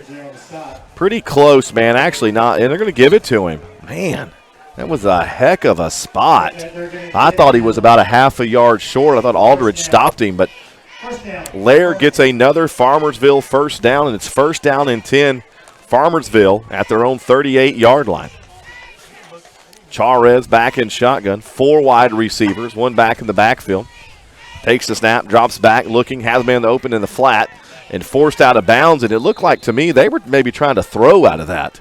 Yeah, so like a double pass. Yeah, it looked like that. It looks like they're trying to set that up. As Strawn was wide open, and I think without the rush there, he was going to plant and maybe try to throw that football. Yeah, I think so too. But it's 2nd down and 10 for the Farmers. Still about their 38-yard line. 6:11 to go before the half. Brewer breaks the huddle, runs out here wide. He's got Lair with him. Charez in a shotgun formation. Play clock down to about 7 for Farmersville. Takes the snap, hands it off, running right, has some room, tackled there pretty quickly. That's Aldridge again with the tackle for Caddo Mills. Gray trying to kind of find a rushing lane, and, man, Aldridge closed it up pretty quick. And that's just that same veer play that comes from the backside. You pull your guard and tackle, and it's kind of a power play out of that flex bone. 3rd down and 6 now for the Farmers from their own 42-yard line. Charez with 4 wide receivers, drops back. Here comes Jones. Jones on the move. Charez running right, looks for a man, slings it downfield. He's open. Desperation heave there by Charez, caught by Jalen Craddock, and it's another Farmersville first down. I mean, the receivers are getting open. They're running good routes, and he's running for his life, but he's buying enough time to get to his receivers. So 1st down and 10 Farmersville, right about the Caddo Mills 39-yard line. 5:16 to go. Foxes lead 35-7 here at Ed Locker. Brewer breaks the huddle first. Charez back in shotgun. 4 wide receivers. Braden Lair here in the slot down low. 8 to go on the play clock. Has a man in motion. It's Lair. Going to hand it off quickly there. Number 21, Brady Tidwell. On the carry. Runs into a brick wall there, but Stillos looked to be your first Fox getting up off the ground. Yeah, and just a little power first man through on that triple option. And I would look for them that you got to run that stuff just to keep the defense honest. The problem with that for Caddo is they're biting on, they're sucking up on stuff, and you're getting beat. Your defensive backs are getting beat, and if you don't watch out, they're gonna break another big pass. So 2nd down and 9, Charez in shotgun. 4 wide receivers, 1 guy in the backfield. That's number 21, Tidwell. Charez drops back, rolls right, throws it in the flat. Pass falls incomplete, intended for Craddock again over on the right side. 3rd down.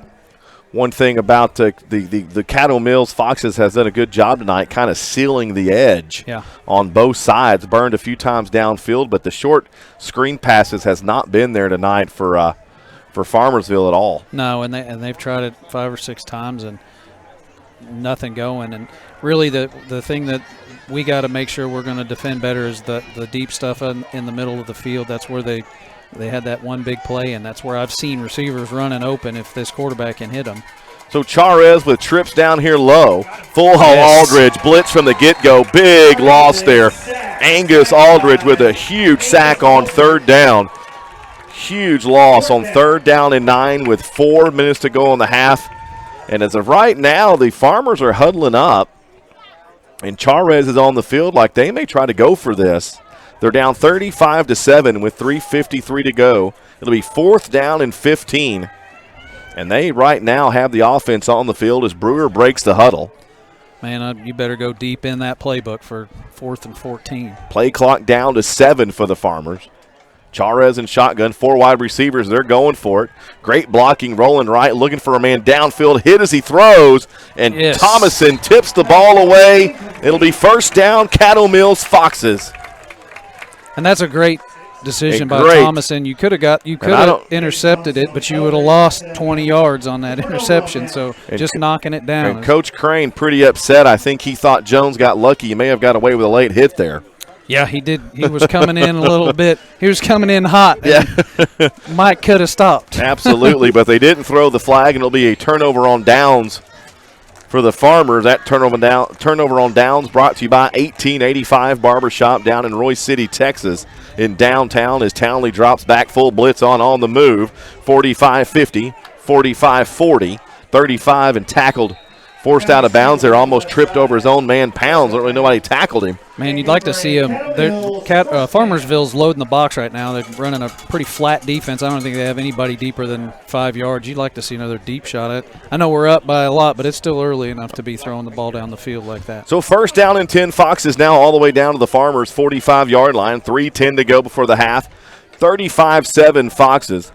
Townley back in shotgun formation, 4 wide receivers, trips down low. Townley drops back, looks for a man downfield, throws it, has him down there. It's Saldivar, and it's going to be at the last second, right through the hands of Saldivar. That was 4-on-4 as number 4, Cameron White, was your cover man back deep for the Farmers. And they're running man coverage because they are trying to commit as many people into the box to stop Townley as they can. And when you do that, you can exploit matchups. You can throw the ball deep and have favorable one-on-one coverage like that. So second down and 10, Caddo Mills at the Farmersville 35. Townley drops back, rolling right, looking for a man, heaves it down. Pass is going to be complete there to Lemonin. Makes one man miss, fighting for yards, and just gets short of the Farmers 20. And when you have athletic receivers like that, man coverage, I mean, you beat them and you beat them. And you beat them all the way across the field, and Lenneman's open. He's beat his defender. There's nobody else waiting because it is straight man, zero coverage. And unfortunately, that's what you have to do to try to stop Townley, and then you just open up another dimension of his game. First down and 10, Caddo from the 22. Townley drops back, takes a shot to Davis. Touchdown, just like walking the dog. you can't single coverage somebody like that. I mean, they don't have safety help. They're really scrambling, and that's what Townley does to you. When you have to try to defend his legs, then he's going to beat you with his arm, and that's what he's doing. Did this whole drive. That's what he's done this whole game. Davis was wide open. White just couldn't keep up with him, and Townley just puts it where it's either going to be incomplete or touchdown, and Davis makes it 6 more for the Foxes as Roop on the extra point from his own 10. Snap, hold, kick, and it's going to be good. So with 2:18 to go here in the first half, it's now 42-7 Foxes over the Farmers here on the Fox Radio Network. Hey there, Fox fans. Cody Hawkins here with the Caddo Mills Fox Radio Network, coming to you today to talk about TX Steel, a premier custom steel building company serving Hunt County and other surrounding communities. You can reach them at 214-280-3264 for all your steel building needs. They're veteran-owned, and right now they're offering a 5% discount to first responders and teachers. You also get a free consultation and a 5-year warranty with every custom steel building you build. Don't forget, this company's been in business 10-plus years, and they are your go-to for any dreams you have to build in the steel building industry. Don't forget, this spring, when the weather gets a little wicked, don't forget TX Roofing for all your roofing needs. And if you meet the owner, Gary, tell him you heard about it right here on the Caddo Mills Fox Radio Network. 2:18 to go here, second quarter. Caddo Mills leads Farmersville 42-7 here on the Fox Radio Network. That touchdown brought to you by Ken Parker Services there in Greenville, your premier Lennox dealer here in Hunt County. You want to thank Ken Parker Services for their sponsorship this year. Root from his own 40-yard line straight up into the air, taken there by a Farmer about his own 20. Breaking field about 30, a little short of the 25, correction. That's number 6, Craddock. Said his name a lot here in the second quarter, kind of a non-factor as Dumeyer. Dumeyer also, a few tackles for him today in the second quarter. Yeah, absolutely. Savion Neal so far for the Foxes, strictly defense tonight. Hasn't seen him have a carry, but when you're up 42-7 at the half, you can see they may give me a carry. Yeah. I may get a call here in a minute. Can you run the bone? So remind everybody, halftime we'll be filming the Foxettes in the Fox Band. Also, Chance Donaghy looks like he will be presenting Tyler Townley his Ford Built Tough Player of the Week award he got a few weeks back. And another dead ball foul against I don't know what Caddo Mills. So Farmersville will start from their own 40, from the Caddo Mills from their own 40. I haven't seen any of these flags on these. And they're very late now. Is another quarterback in, Cooper Strawn. We've said his name. This is kind of a little bit of a package that Farmersville runs out, mostly on first down. Takes the snap, hands it off, and Jacob Hall there's to shear that up pretty quick after a short gain on first down for Farmersville.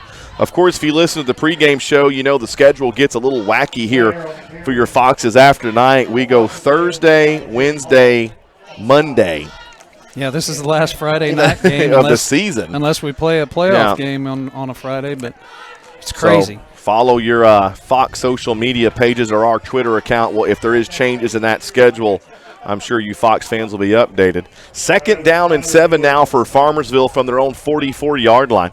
1:34 to go. Strawn drops back. Blitz coming on. Now he's moving right, looking for a man downfield. Slings it downfield and throws it completely out of bounds.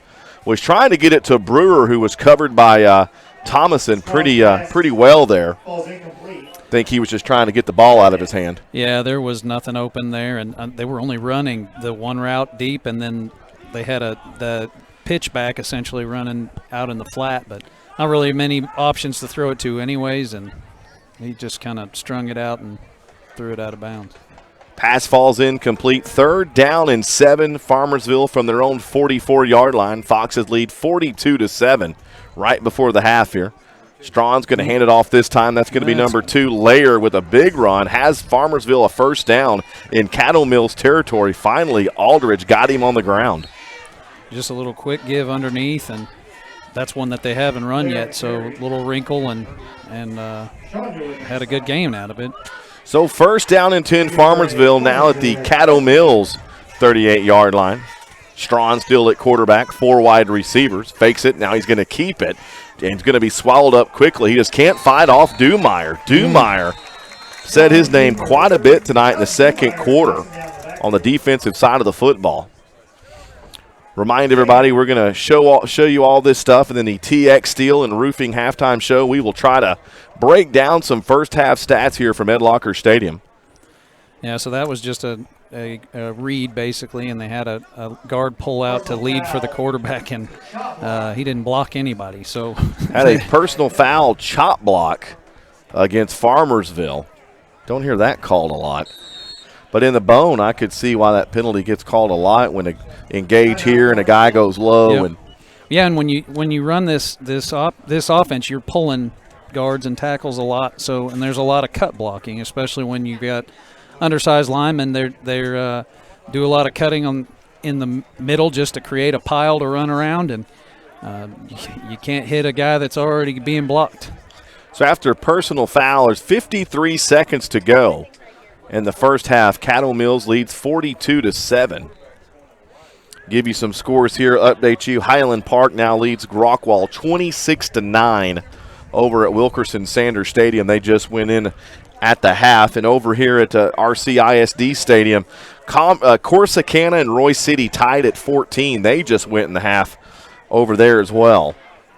Yeah, that'll be a good one. It will be. And North Forney, Jackrabbits trying to fight back. North Forney still leads 27-14 over the Jackrabbit. Strawn still at quarterback. He's in shotgun. Had 4 wide. Looked at Brewer once. Throws it in the middle of the field, and it's caught. And Connor Pounds. Dang it. How do you do? Well. Connor Pounds jumped up and knocked the ball loose. That's Craddock again, who tried to hold on, and, man, Pounds just jarred the ball loose. I don't think that's all he knocked loose, man. That was a hit right there. So now 2nd down and 25 for the Farmersville, all the way back to their 47-yard line after the chop block penalty. Strawn in shotgun again. 4 wide receivers. Has 1 back in the backfield. going to keep it himself again. Aldridge gets low. What a kind of a spin move across the 50-yard line. And Thomason finally forces Strawn out of bounds. Man, that was the slowest effective spin move I've ever seen in my life. that was like Troy Aikman doing a spin move. And it worked. So he gets out of bounds and stops the clock with 39 seconds to go. It'll be 3rd down and 13. Ball all the way to about the Caddo Mills 41-yard line.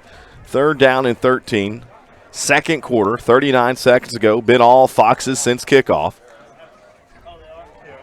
As Strawn still back in at quarterback. Number 2, Lear is in the backfield with him. 4 wide receivers. Strawn drops back, looks for man downfield, throws it, and just sailed the intended receiver over on the right side. And you'd have got about 3 yards out of that. Yeah, kind of a weird play. Looks like that was the E.J. Chavez. No, who's that? That was Chavez. Had him at receiver over there that time. I guess I was reading the roster incorrectly, but yeah, that was Strawn to the starting quarterback, Charez. But it is 4th down and 13. Farmersville is going to leave their offense on the field. Strawn this time is going to hand it off to number 2. Swallowed up immediately. Lair's kind of been your bell cow back tonight for the Farmers. And he's wrestled down for a loss. Bastillos came in there with the tackle. Kind of curious what you do here if you're Caddo Mills. Offense trots back onto the football field. I think you'd like to maybe see what you can do quickly, run a couple of run plays, see if something breaks up the middle, and then take it into the locker room. So may even take a knee. So Townley comes in here at shotgun. He is just going to take a knee and run this thing out. So Caddo Mills will go to the locker room here at Ed Locker Stadium up 42-7. Oh, the Farmersville Farmers. We're going to take a timeout, come back with you with a TX Roofing and Steel halftime show right here on the Fox Radio Network. Hey Fox fans, this is Mark Sweeney, one half of the Caddo Mills Fox Radio Network, inviting you to a true old school barbershop, but with a modern twist. I'm talking about 1885 Barbershop Shave and Parlor, located in downtown Roy City. They're a barbershop that practices the old school ways of a hot towel and a straight razor shave. The main thing is, you feel like you belong right when you walk in the doors, no matter who you are. Support your local barbershop, and when you see the guys, tell them you heard it right here on the Fox Radio Network.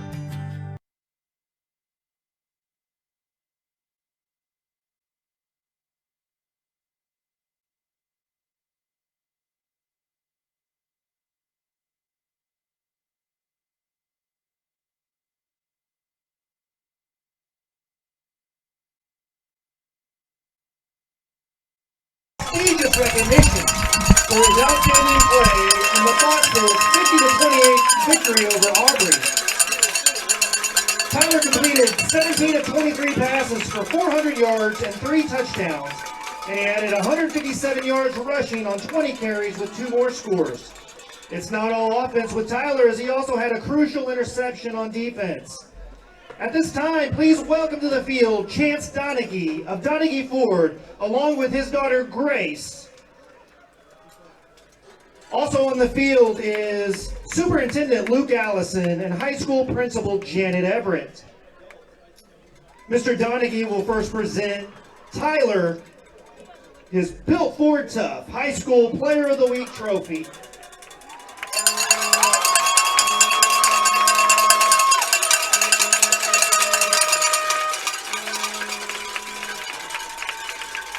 Mr. Donaghy will also present a trophy to the program being accepted by Mr. Allison and Miss Everett.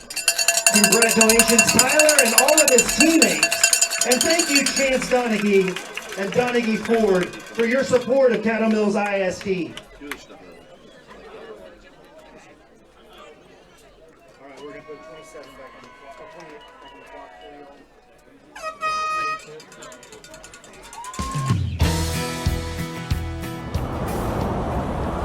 So the name of this play, so I'm John Schneider. I'm standing here at wait a minute. Hey, John Schneider here. I'm standing here at tell you what, just bring the camera in a little bit.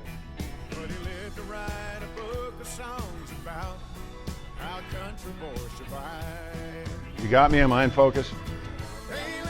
Okay, I'm just going to say the word and we'll cut it together later. Okay? Somebody tell me how to pronounce it. It's Donaghy. Donaghy. How do I just Donaghy Ford. Seriously, John, it's not that difficult. Was I in focus? All right, I'll cut that together and make it work. Donaghy, what kind of a name is that?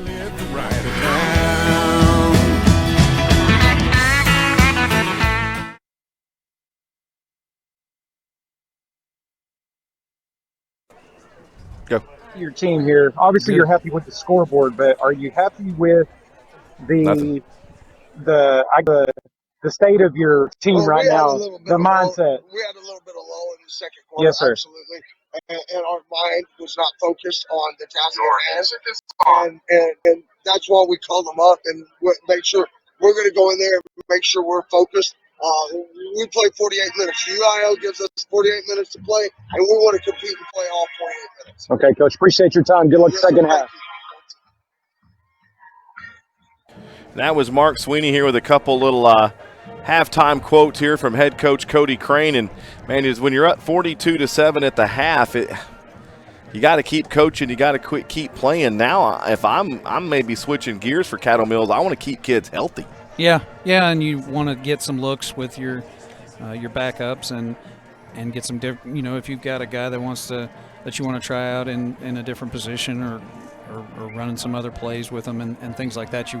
This is the opportunity to do that, but you don't want to get too fancy and lose momentum, and you don't want to lose the full speed. You still need to go out and take care of business, and you'd like to see them come out with the intensity still cranked up, and because you don't ever want to play football at anything less than full intensity. It's just then you start getting injuries and things like that, and then you learn things in the wrong speed, and so you got to keep the foot on the gas, maybe just with some different guys that don't normally get as many reps, and take advantage of the opportunity, like we did in the Bullard game earlier in the season, and hopefully we ain't going to do a running clock like that one, but lots of opportunities for depth and for to see what you have in some guys that maybe are on the bubble and have an opportunity to play up for some extra playing time.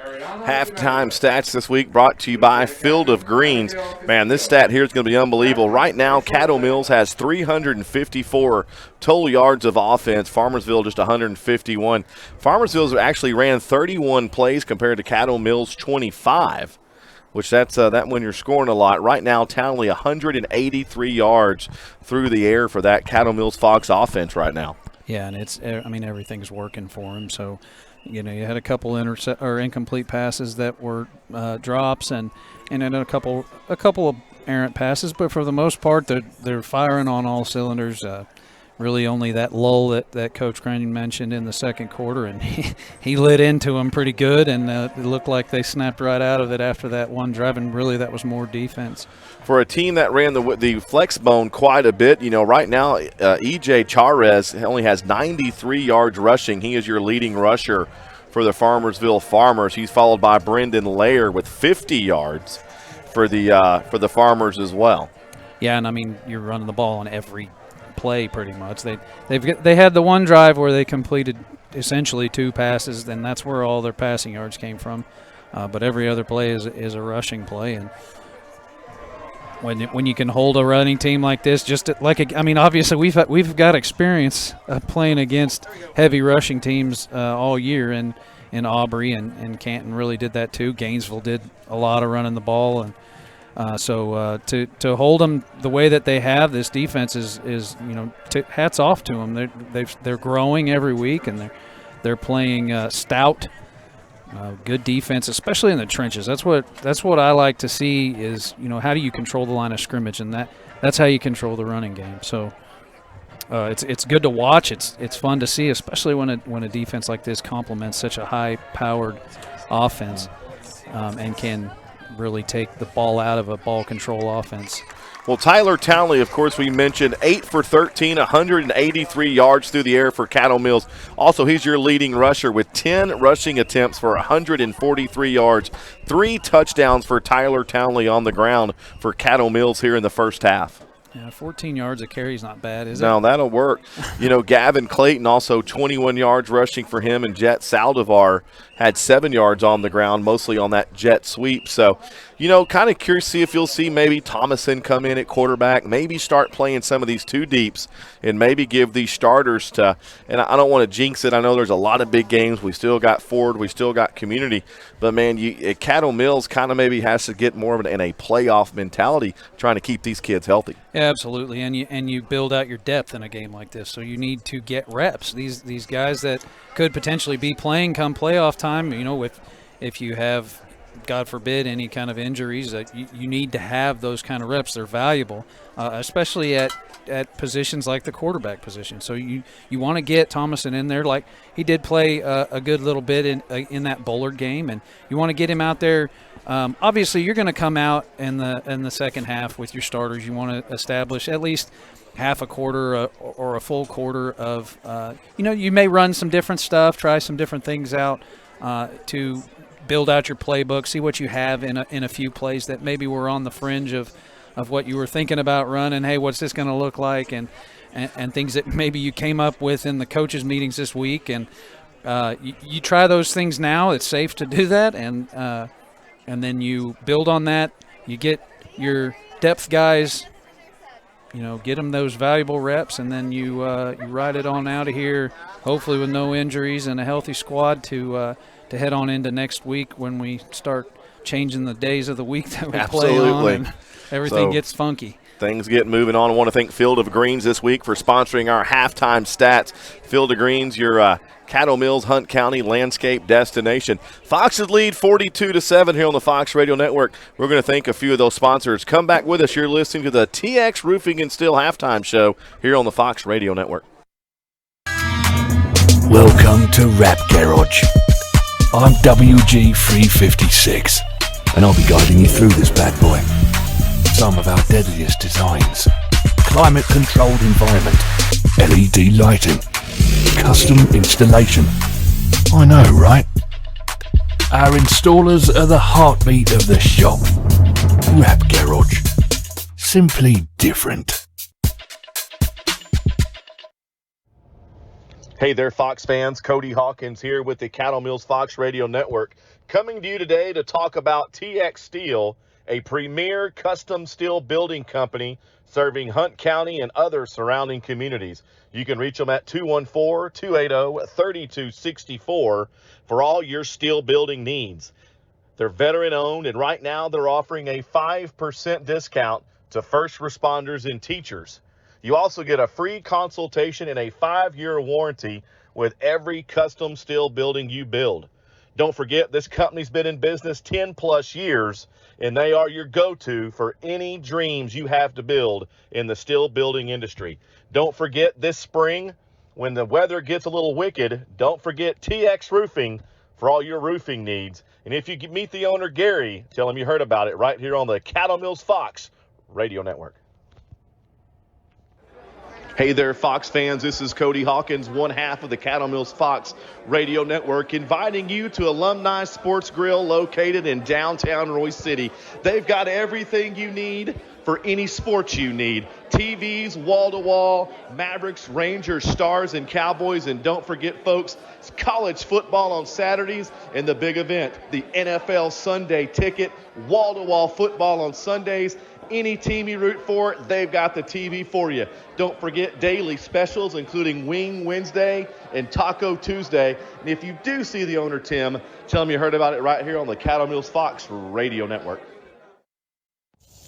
Hey there, Fox fans. Cody Hawkins, one half of the Caddo Mills Fox Radio Network.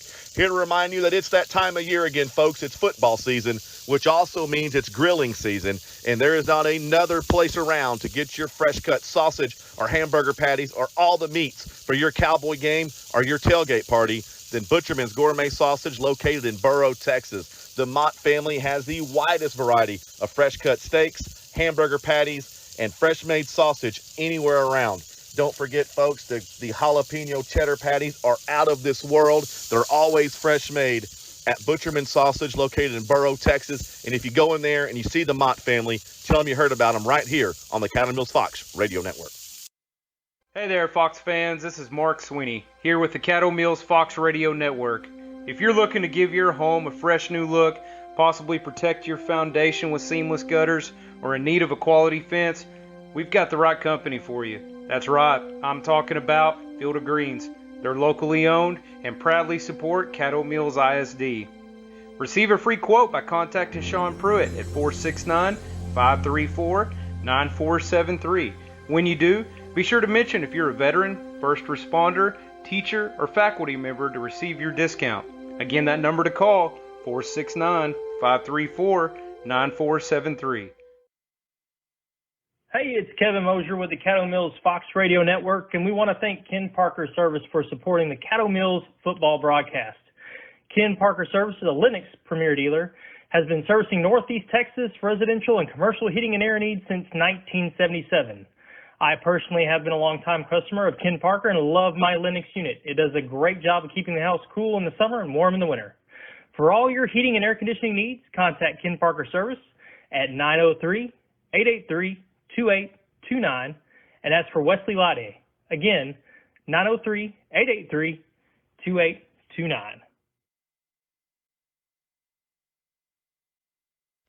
Hey there, Fox fans. Cody Hawkins here with the Caddo Mills Fox Radio Network, coming to you tonight to talk about TX Steel, your premier custom steel builder, serving Hunt County and all surrounding communities. They're veteran-owned, and right now they're offering a 5% discount to teachers and first responders. Also, with any purchase, you get a free consultation. So call those guys and help them build your dream at 214-280-3264. And don't forget, folks, this spring, if the weather gets a little wicked, don't forget about TX Roofing for all your roofing needs. And if you see the owner, Gary, tell him you heard about it right here on the Caddo Mills Fox Radio Network.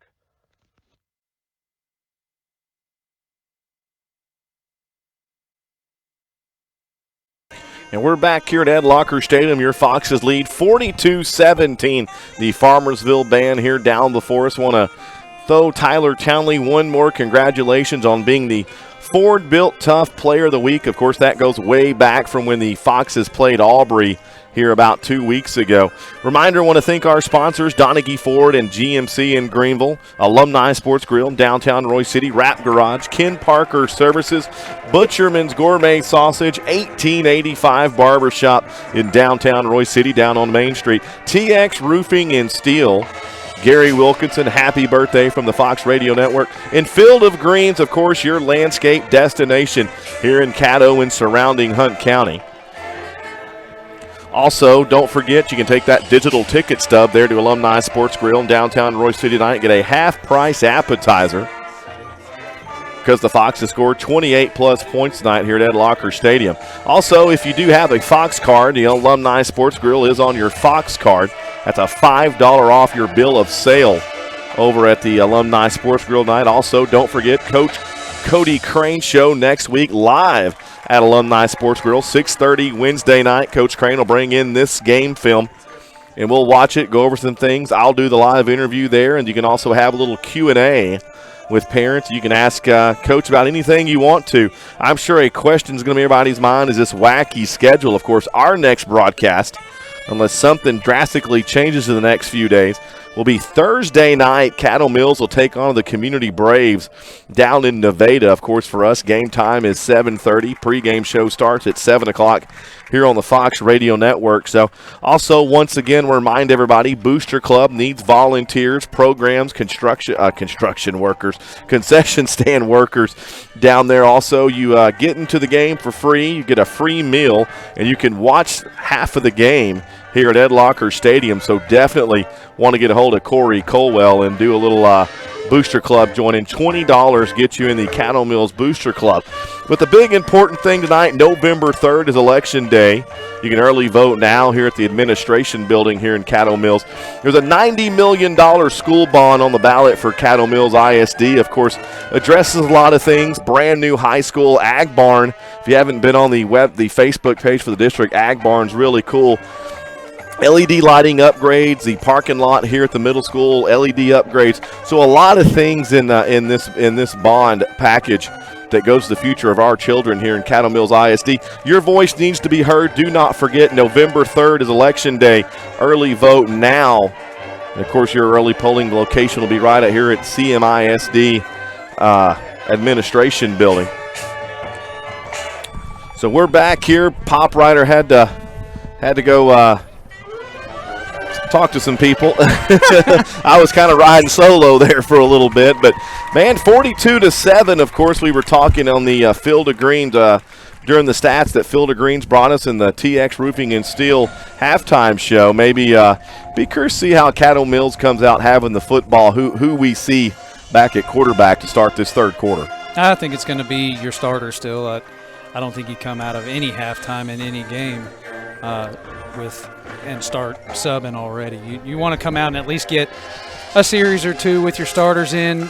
You know, the only thing I would expect them to do as far as playing with a lead like this is to maybe run down through the depth of the playbook, run some stuff that you don't necessarily always run or that you haven't seen what it looks like in a real game yet. You kind of want to just see, hey, what is this play going to do if we, pull it out later in the season against, another team that maybe you have a play that you designed for a team later in the season. Quinlan Ford is one that, that we're going to – that'll be a big game that's anticipated. So that's a huge game. Also, that's the last home game here of the 2020 campaign. Also, senior night. So, be strange for these seniors having senior night on a Wednesday night. Yeah, having anything football on a Wednesday night and a Monday night. Yeah, Monday night football. Yeah, but I want to stress this to people. And Coach Cody Crane and I talked this a little bit during the interview last week, and then off air. This is all subject to change. We really don't know.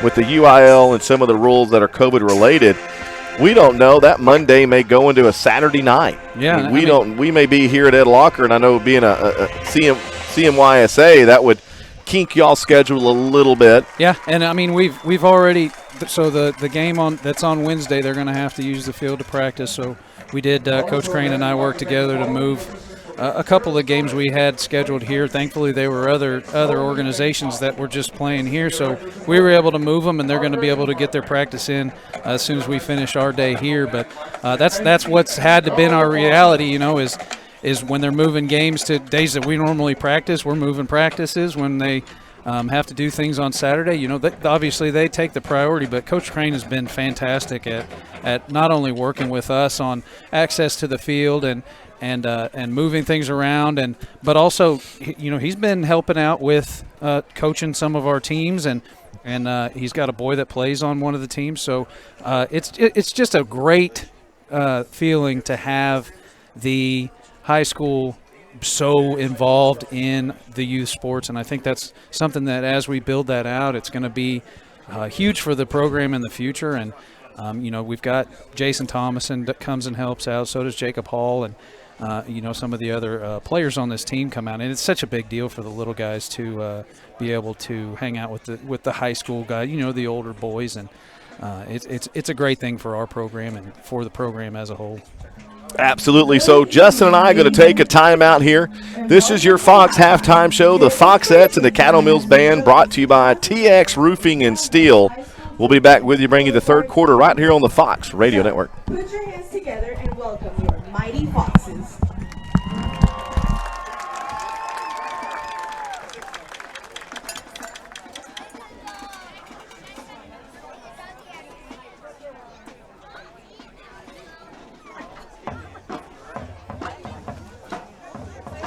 Now entering the field, the award-winning Caddo Mills Foxettes, led by their 2020 officers, Lieutenant Junior Caitlin Peterson, Lieutenant Junior Angelina Sanchez, and Captain Senior Leslie Alvarado.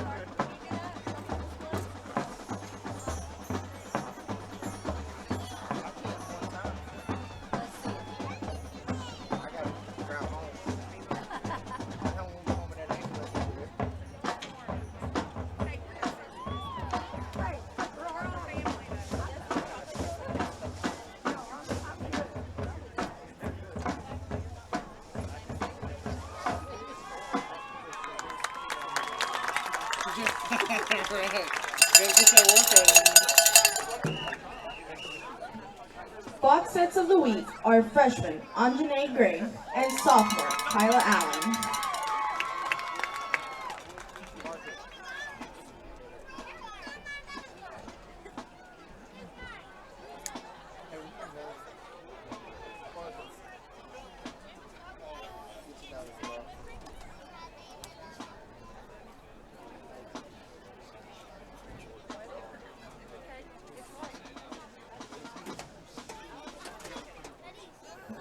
The Fox sets will now perform a streamer routine to Give Me Everything.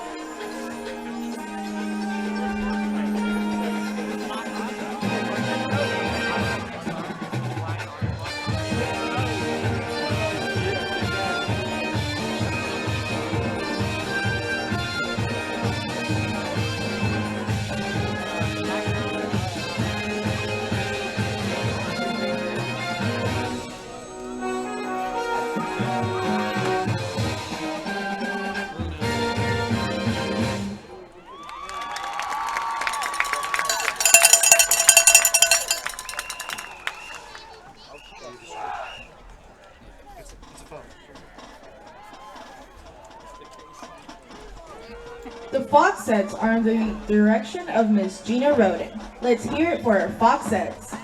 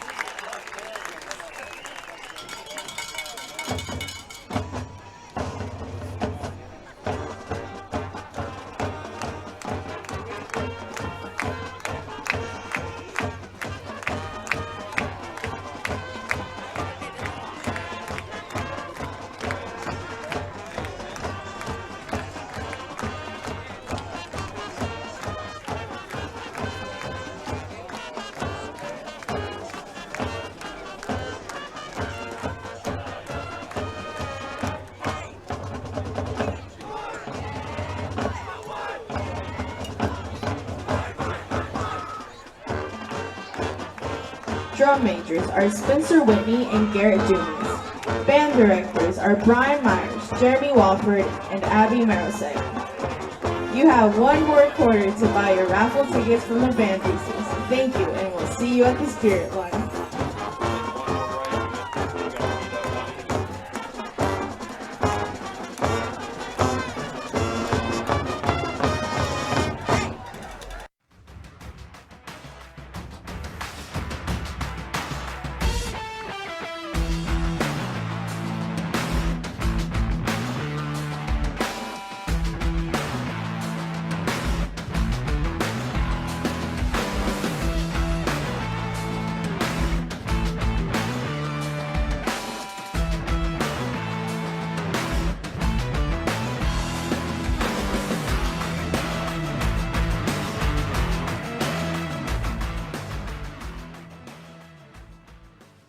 And we're back here on the Fox Radio Network, man. Fox is all over the Farmers tonight. 42-7, Caddo Mills over the Farmersville Farmers here. Man, that is a tongue twister. The Fighting Farmers of Farmersville. Huh. Yeah, that is the obvious mascot. Of course, I'm sure the obvious, not much creativity there. Kind of curious to see kind of what we get from Caddo Mills offensively. You know, Tyler Townley's been Superman do-it-all here. You need him if you have any aspirations of making a deep playoff run. You're up 42-7. You're at home.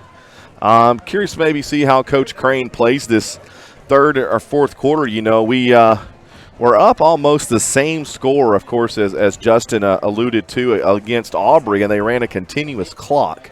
Bullard, yeah. Bullard, excuse me. Yeah, and funny story, you bring up Aubrey. Bullard actually, or not Aubrey, Bullard beat Canton, who came out here and actually gave us a pretty decent game. So I don't know if Bullard was just ready to get out of town I don't know what was going on in that game, but this is is reminiscent of that one, but I don't think we're going to run the clock because I don't think we wanted to do that in that game either. Yeah, I'm kind of curious on a district game kind of how that works.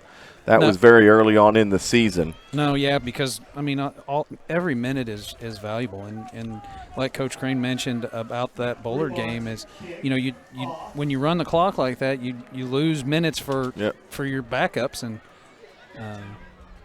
another great kickoff coverage. So Toomey teed it from his own 40-yard line. Of course, that has been rock-solid coverage for Caddo Mills all night long. Farmersville has had Aiden Gray take all of their kickoff return duties, and he has not had much success in the special teams game. It will be first down and 10 Farmersville, third quarter just underway here at Ed Locker Stadium, and they will be back at about their own 27-yard line.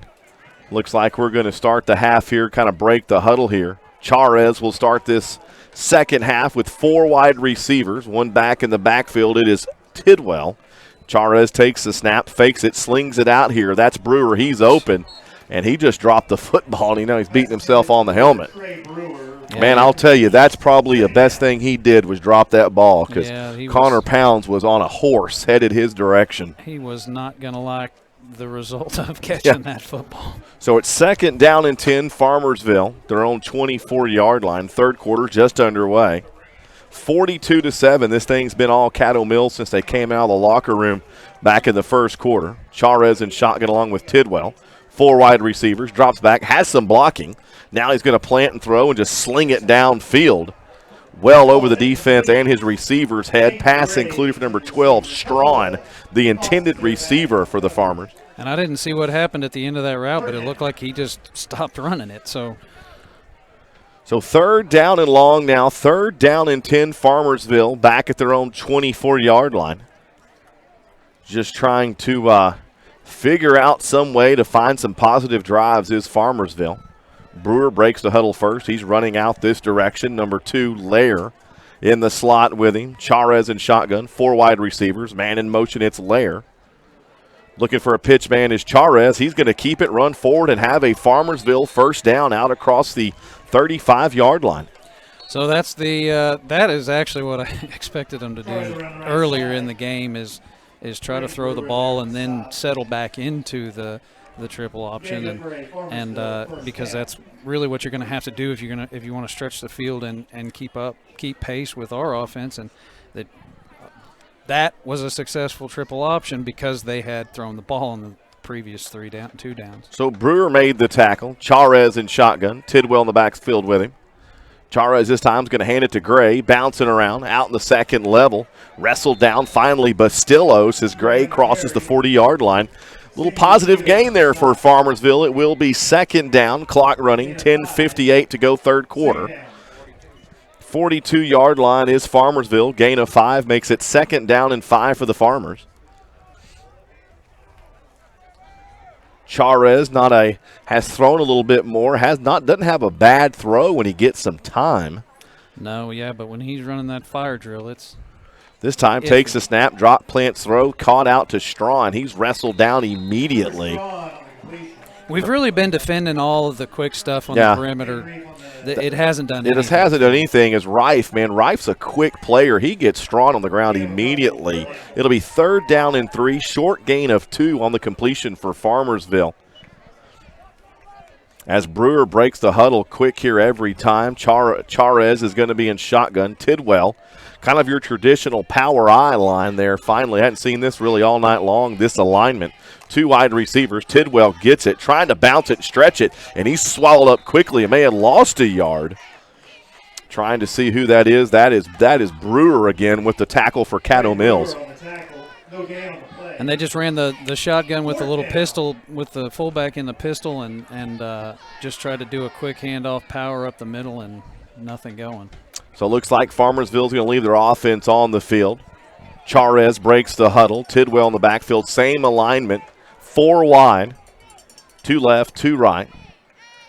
Charez takes the snap, fakes it. Now he's going to, looks like he's fighting for the football, couldn't make the handoff, and the ball's on the ground. Connor Pounds might have been the first guy there, and Caddo Mills will get the ball back. Another turnover on downs for this Farmersville team. That turnover on downs brought to you by Ken Parker Services. Over in Greenville, your premier Linux dealer for Caddo Mills and all greater Hunt County. Want to thank Ken Parker Services for their support of the Caddo Mills Fox Radio Network. Nothing better than when you're defending the option, when you can blow it up at the mesh point, and then it don't matter who took who. Who took it, yeah. One guy can take both players, and that's what happened there. And then Swarm, he was going to give it. He tried to pull it out at the last minute and almost fumbled it. So Townley is in at quarterback in shotgun formation, slings it, has a man open out there. It's going to be number 11, Gavin Bean, on the reception for Caddo Mills, and has a Fox first down on first down. 9:15 to go third quarter. Clock's now starting to roll here. Caddo Mills running a little bit of a hurry-up type situation here. Pounds in the backfield. Townley's got trips down low, 1 man up on top all alone. Pounds in the backfield, takes the snap, rolls that direction, rolls right, looking to move, chunks it down the field. Jet Saldivar just out of the fingertips of number 4, Jet Saldivar. And it's tough to throw out. As Townley almost could have took that and kept it and ran. Yeah. Yeah, and I think, obviously we can gain yards on Townley keeping the ball in pretty much every play. And I think they're trying to work in some stuff, get some better some routes to some guys that haven't been worked in as much yet. So it can be a big part of this offense. He's got a lot of speed, and that's what you're seeing right now. So Townley in shotgun now. Clayton in the backfield with him. Takes the snap. Looks, throws, in the flat again. Caught again. Bean again. Kind of ran that crossing pattern to the sideline again. Ran it success. Almost had a first down. Maybe third and about 1 coming up for Caddo Mills. Number 8, Nathan Pollard, forced him out of bounds on the other side there. Gavin Bean, one of the only usual suspects for Caddo. Well, he did score back in the first quarter. Distribution chart's been off the hook for Caddo Mills tonight. Everybody's just about touched the football. Yeah, and that's good to see. Townley back in shotgun, plenty of time, bouncing around. Now he's bouncing right, looking for a place to throw. He may keep it. Stops, now he's gone 25-15 and just forced himself out of bounds. Great downfield block that time by number 19, Jonah Roop. Was that Rupp that made that block? 18, I'm sorry. That's going to be Gavin Clayton. Yeah. Man, the kicker's in there getting in on this deal. Hey, he's been on the field a lot today. So first down, Caddo Mills. Townley in shotgun, Clayton in the backfield with him. 4 wide receivers. Townley's going to take the snap. Drops back, plenty of time, looking for a man downfield. Now he's on the move, 10, 5, he may go again. Touchdown, Caddo Mills, Tyler Townley, his 4th touchdown of the night. And it's 48-7, Caddo Mills with 7:54 to go, third quarter. Man, if you want to watch somebody that can give a 4 out of 5 and make it look like he's just jogging in there, it looks just effortless. Just a Sunday stroll. Everybody just falling down as he runs by. So there is a flag on the play. Dead ball against Caddo Mills, unsportsmanlike conduct. And that you definitely don't. Maybe a little showboating after the touchdown by the Foxes. But it is 48-7, third quarter, 7:54 to go. Of course, that penalty will be assessed at the kickoff. There's no better way to get your head coach lit on fire at you than to get a stupid penalty. Kind of curious who it was on. It happened quick. The touchdown obviously will stand. As Roop will tee it up, kick it up, and it's good. So with 7:54 to go, third quarter, the Foxes tack on 7 more. It's 49-7 Foxes here on the Fox Radio Network. Welcome to Rap Garage. I'm WG356, and I'll be guiding you through this bad boy. Some of our deadliest designs. Climate-controlled environment, LED lighting, custom installation. I know, right? Our installers are the heartbeat of the shop. Rap Garage. Simply different. And we're back here on the Fox Radio Network. Caddo Mills tacks on 7 more to make it 49-7. Of course, that touchdown brought to you by Butcherman's Gourmet Sausage over in Burrow, Texas. Of course, if you like to watch college football, the Cowboys, and you're a grilling guy, there is no better place in this area to get your fresh-cut sausage or hamburger patties than Butcherman's down in Burrow, Texas. Roop now, he will be kicking off a little deeper than usual after the 15-yard unsportsmanlike conduct call against Caddo Mills. Yeah, I couldn't really tell what it was. Coach McDonald was in that the side judge's ear for pretty much the entire duration of the extra point and the time up until we lined up for this kickoff. So not sure what was going on there, but he was not happy with it. So Roop will be kicking off from his own 25-yard line this time. Gray will be the deep man for the Farmers back at his own 30-yard line, now retreating back to about the 25. Maybe could we see a little trickeration here? Maybe. Have not seen much of that this year. I think 49-7, you may get a leg on your face doing an onside kick. Yeah, and I don't know about doing that from the 25. So great kick. Going to be fielded about the 30-yard line for Farmersville. It's going to be Gray again, battling a little bit. Stacked up there pretty quick by Bastillos. And great field position for the Farmers after the penalty They'll start about their 37-yard line. 7:48 to go, 49-7 Foxes. Reminder, the Community Brave game right now will be a Thursday night game over in Nevada for your Foxes. They'll travel just a little 20 miles a little northeast of here and take on the Braves of Community. The pregame show 7, kickoff 7:30. Reminder, that is a Thursday night kickoff for your Foxes here on the Fox Radio Network. Brewer looks like he's going to be in at receiver again. Strawn now taking over quarterback duties for the Farmers. He comes out in a shotgun formation. Tidwell back in the backfield with him. One wide receiver down here, and it's going to be Brewer. Strawn's going to keep it around the right side, looking for a place to throw. Chop down. Great open field tackle there with number 3, Savion Neal of the Foxes. He definitely goes to that spin move. That one didn't get all. That one only Savion, got about halfway. Ain't go full Neal, man. Neal's just happy to be back there. I saw him on the sideline. He in pregame. He is just happy to be back in uniform and playing right now. Yeah, it's good to see him out there. So 2nd down and 6 after the gain of 4. 7:19 to go, third quarter. Farmersville at their own 47-yard line. Man in motion is Gray. Strawn's going to hand it off to Tidwell. Stacked up there pretty quick. Dumeyer, man, we've said his name a lot tonight. Dumeyer's been on a ton of tackles along with Bastillos tonight for the Foxes. 3rd down and 6. Farmersville at their own 47-yard line. Clock running, 6:53 to go, third quarter here at Ed Locker. It's been all Foxes tonight for Caddo Mills. Strawn in shotgun formation. Tidwell with him. Trips down low now to the right side. Strawn drops back, looking for a place to throw. Slings it downfield. Intercepted. Picked off Caddo Mills. Now he may go. 40, 35, 30. Bastillos. Correction, 33. Thought that was 32. It's number 33. Hunter Carter with the interception for Caddo Mills, and he knew where to go. But now there's another flag at about the 40-yard line. Coach Crane's on the field. After the interception there by Hunter Carter, and it's going to be a penalty is going to be declined. First down, Caddo Mills. Another chop block. Second chop block called tonight on Farmersville. And now the turnover chain has made its appearance here tonight at Ed Locker Stadium. And it's around the neck of Hunter Carter. And actually, shockingly, that's Farmersville's first turnover of the night. You would think in a 49-7 ball game you may have more turnovers. You would think. The lone turnovers, Caddo Mills to that point when Davis had the ball punched out about the goal line back in the first quarter. Savion Neal now your new running back for Caddo Mills. Townley in shotgun. Hands it to Neal. Oh, thought for a minute he had that bounce. I think if he gets that bounce at the 25, he may plant and be gone there. I think number 4 fell into that one. I don't Short gain on the play, 2nd down.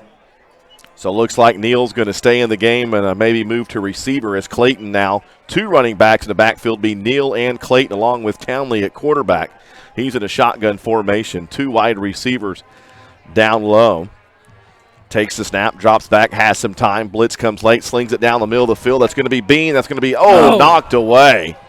Hey, that was a good play by that defensive back. He recovered. Number 8, Brennan Pollard knocked it away from Bean right about the X in Foxes down in the end zone. He was definitely beat, but he recovered and made a great play on the ball. So 3rd down and 8 now for Caddo Mills at the Farmersville 29-yard line. They lead 49-7.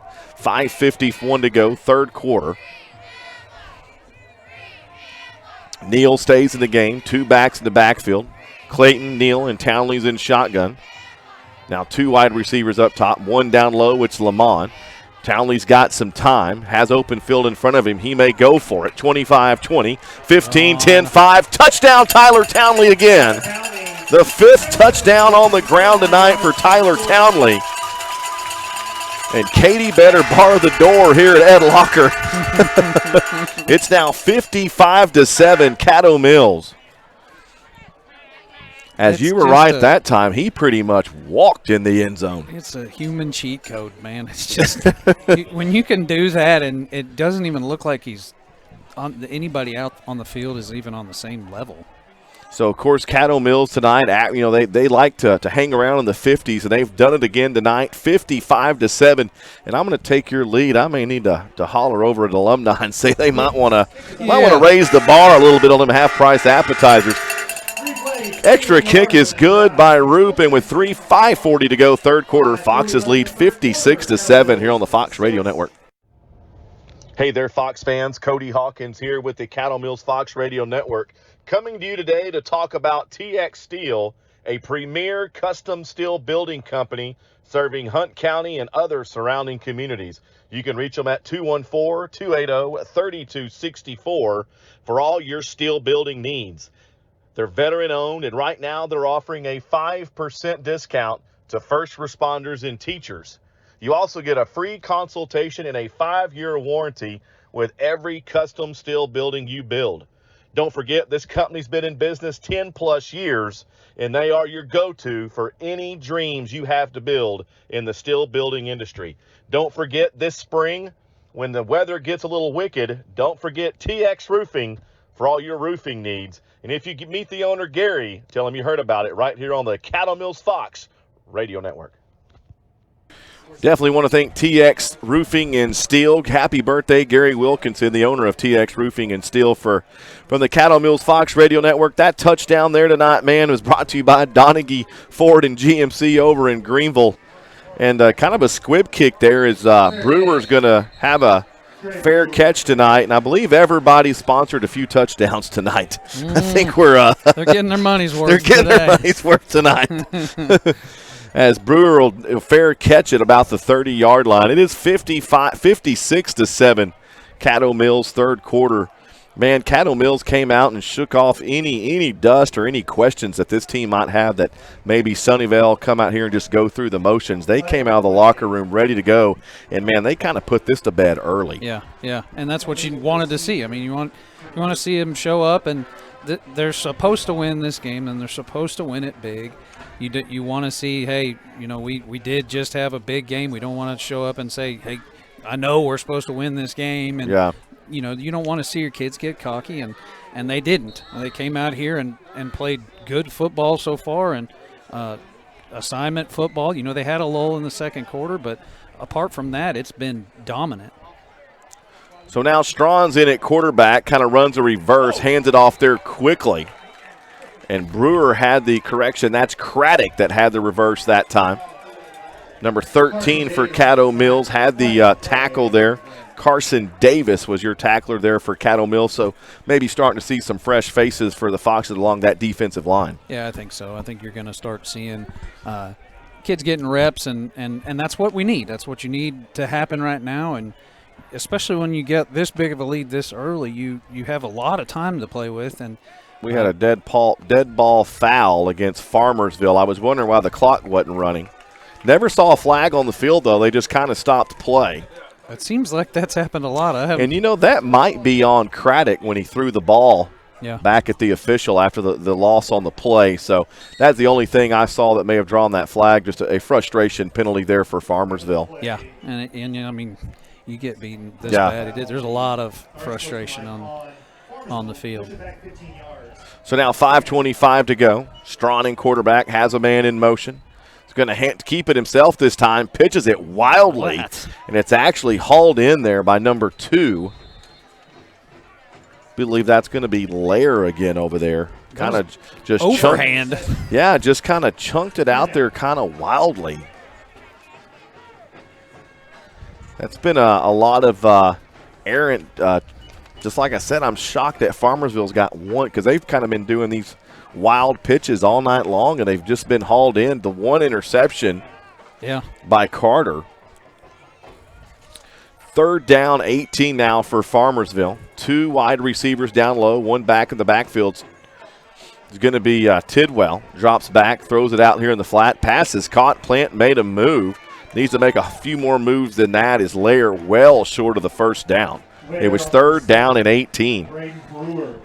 Farmersville all the way back at their own 29-yard line.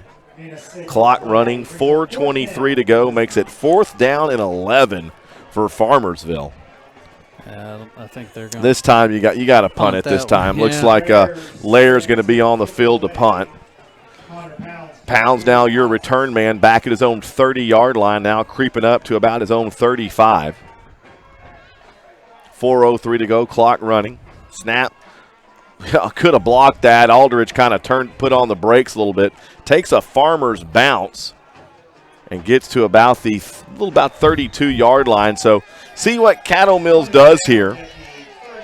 56-7 third quarter. All Foxes all night long here on the Fox Radio Network.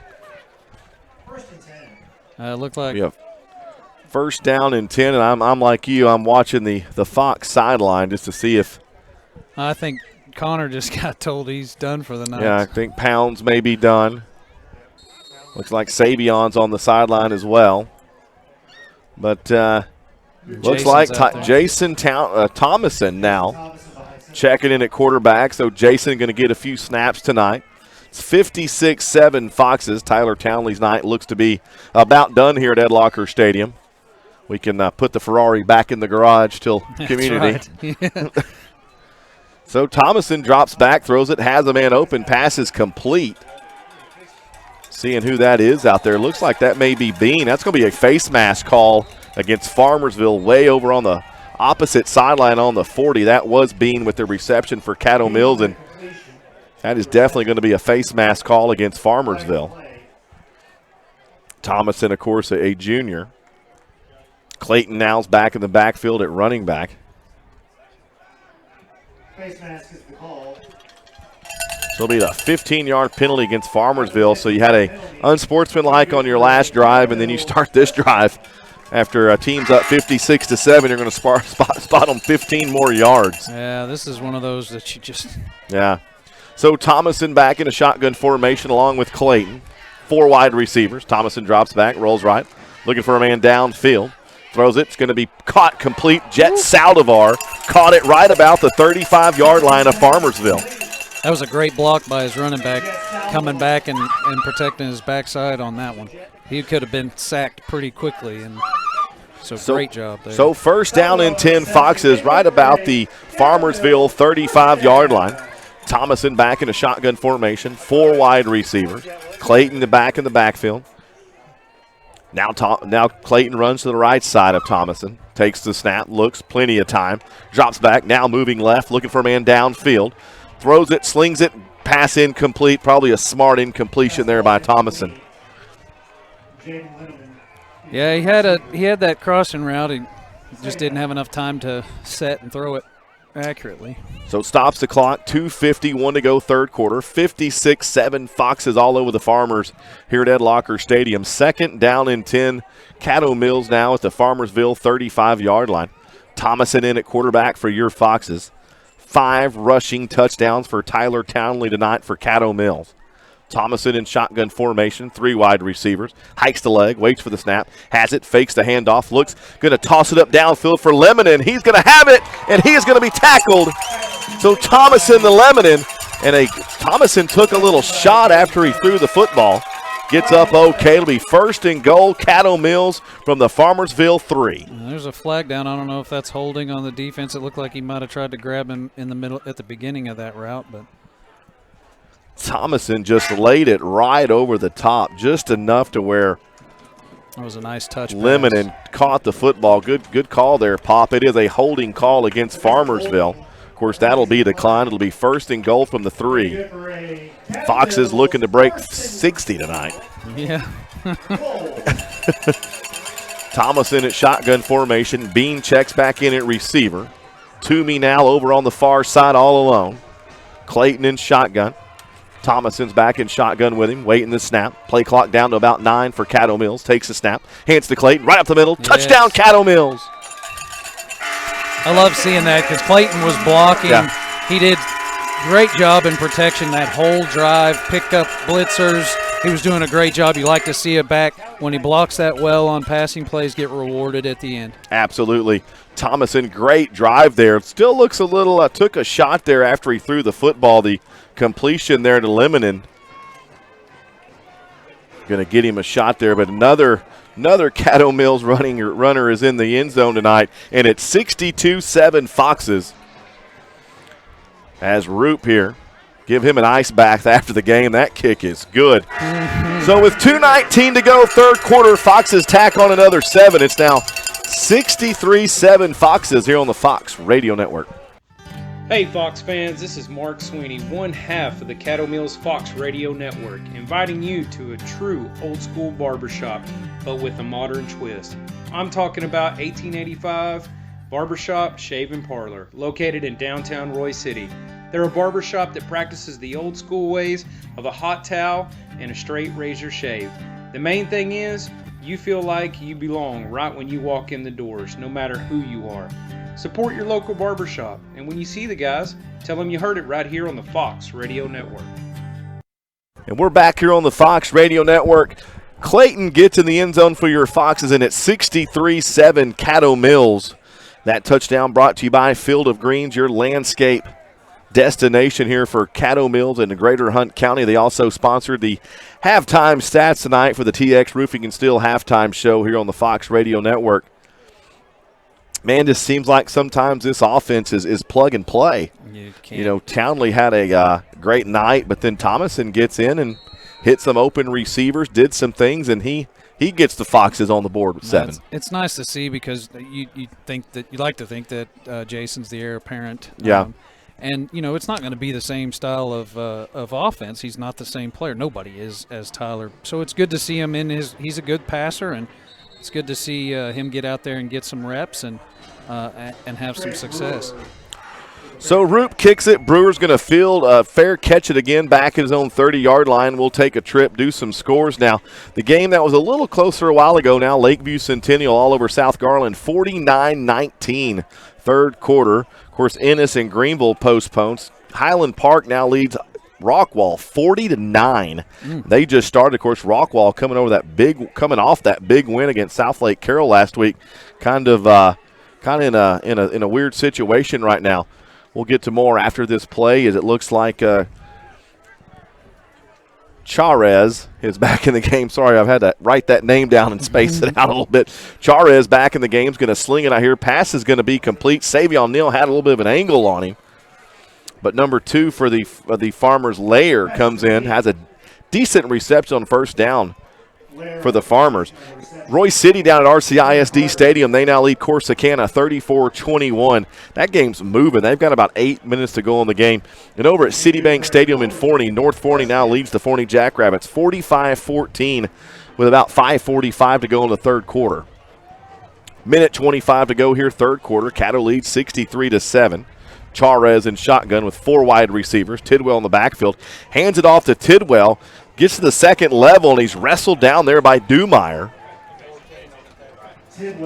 Tidwell's a big player. You know, we don't have any heights or weights on the Farmersville roster, but he's a big back. He's got some girth. Yeah.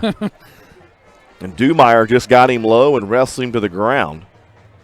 56 seconds to go here, third quarter. Charez still in there with Tidwell. 3 wide receivers. Strawn, the receiver, way out by himself at about the 40. Charez fakes it, slings it out here. Pass is caught by number 12, Gray. Jet Saldivar. There's going to be a late flag there. Curious what it is. Saldivar wrestling to the ground. That's going to stop the clock with about 31 seconds. No, the clock's going to continue to run here. Yeah, it's moving. I thought maybe we may get into that Bullard area. Yeah. As normally on a penalty, it looks like they know it's moving in 2-second increments there for a minute. 14, 12, 10. It's in a hurry. Yeah, it will be a face mask call against Caddo Mills. That'll be an automatic first down and puts Farmersville at about the Caddo Mills 48-yard line. And we'll have to continue this drive in the fourth quarter as here at Ed Locker Stadium. Here at Ed Locker Stadium, the Foxes lead 63-7. Real quick, want to remind everybody, Election Day, November the 3rd. You can early vote now at the CMISD Administration Building. There is a $90 million bond proposal on your ballot this year. Reminder, that comes with a new ag barn, a brand new high school, LED upgrades at some of the schools, and of course we're going to light up the parking lot here in the middle school. Your voice needs to be heard. Do not forget Election Day, November 3rd, or you can early vote now at the CMISD Administration Building. Guys, put a bow on this bad boy. Yeah. we are going to scrimmage. Yeah. We got a 12-minute. Yeah, man, this is like I said, I know Farmersville was going through some growing pains, and of course the head coach over there spent a long time at Kemp High School, so he's only his third year at Farmersville. Kind of a long-time rival for Caddo. Farmersville and Caddo's kind of always been in the same district for several years, so there is some familiarity with some of these players going back to the Pee Wee days. Yeah. So Charez back in shotgun, 21 Tidwell back there with him. He's going to fake the handoff, looking for a place to throw, throws it to Strom, catches the pass, and wrestled out of bounds. Number 3, Savion Neal over on the corner. And we are running the clock. We're getting out of here. Yeah, that's all right. Yeah. Tell Mama put dinner on. It's we're rolling. 11:33 to go, 63-7 Fox is now second down and 1 Farmersville. They're at the Caddo Mills 39-yard line. Charez back in shotgun. 4 wide receivers. You got Gray and Strawn down to the right. Brewer's up top. Takes a snap, looks that direction immediately. Just kind of floats one out here. That's caught by number 2, Lair, and he's going to have another Farmers first down. Just a night for Caddo Mills, especially offensively. Well, every button they pushed was the right one. Very little negative plays. I don't even maybe count the Davis fumble as a negative play. That was just a kid making a play for Farmersville as Davis was trying to stretch the ball out for the end zone. Yeah, and that was really, and then the defense stood up and didn't even allow a touchdown on that. They went 4 and out on that. So Charez in shotgun again. Tidwell back there with him, 4 wide. Charez is going to try to keep it. Wrestled down there pretty quickly. Was kind of moving left to right, hodding it on the tackle there for Caddo Mills. We are in continuous clock run time here at 4th quarter. Game got out of hand in a hurry at one point as Caddo Mills scored on 5 straight drives to start this ball game.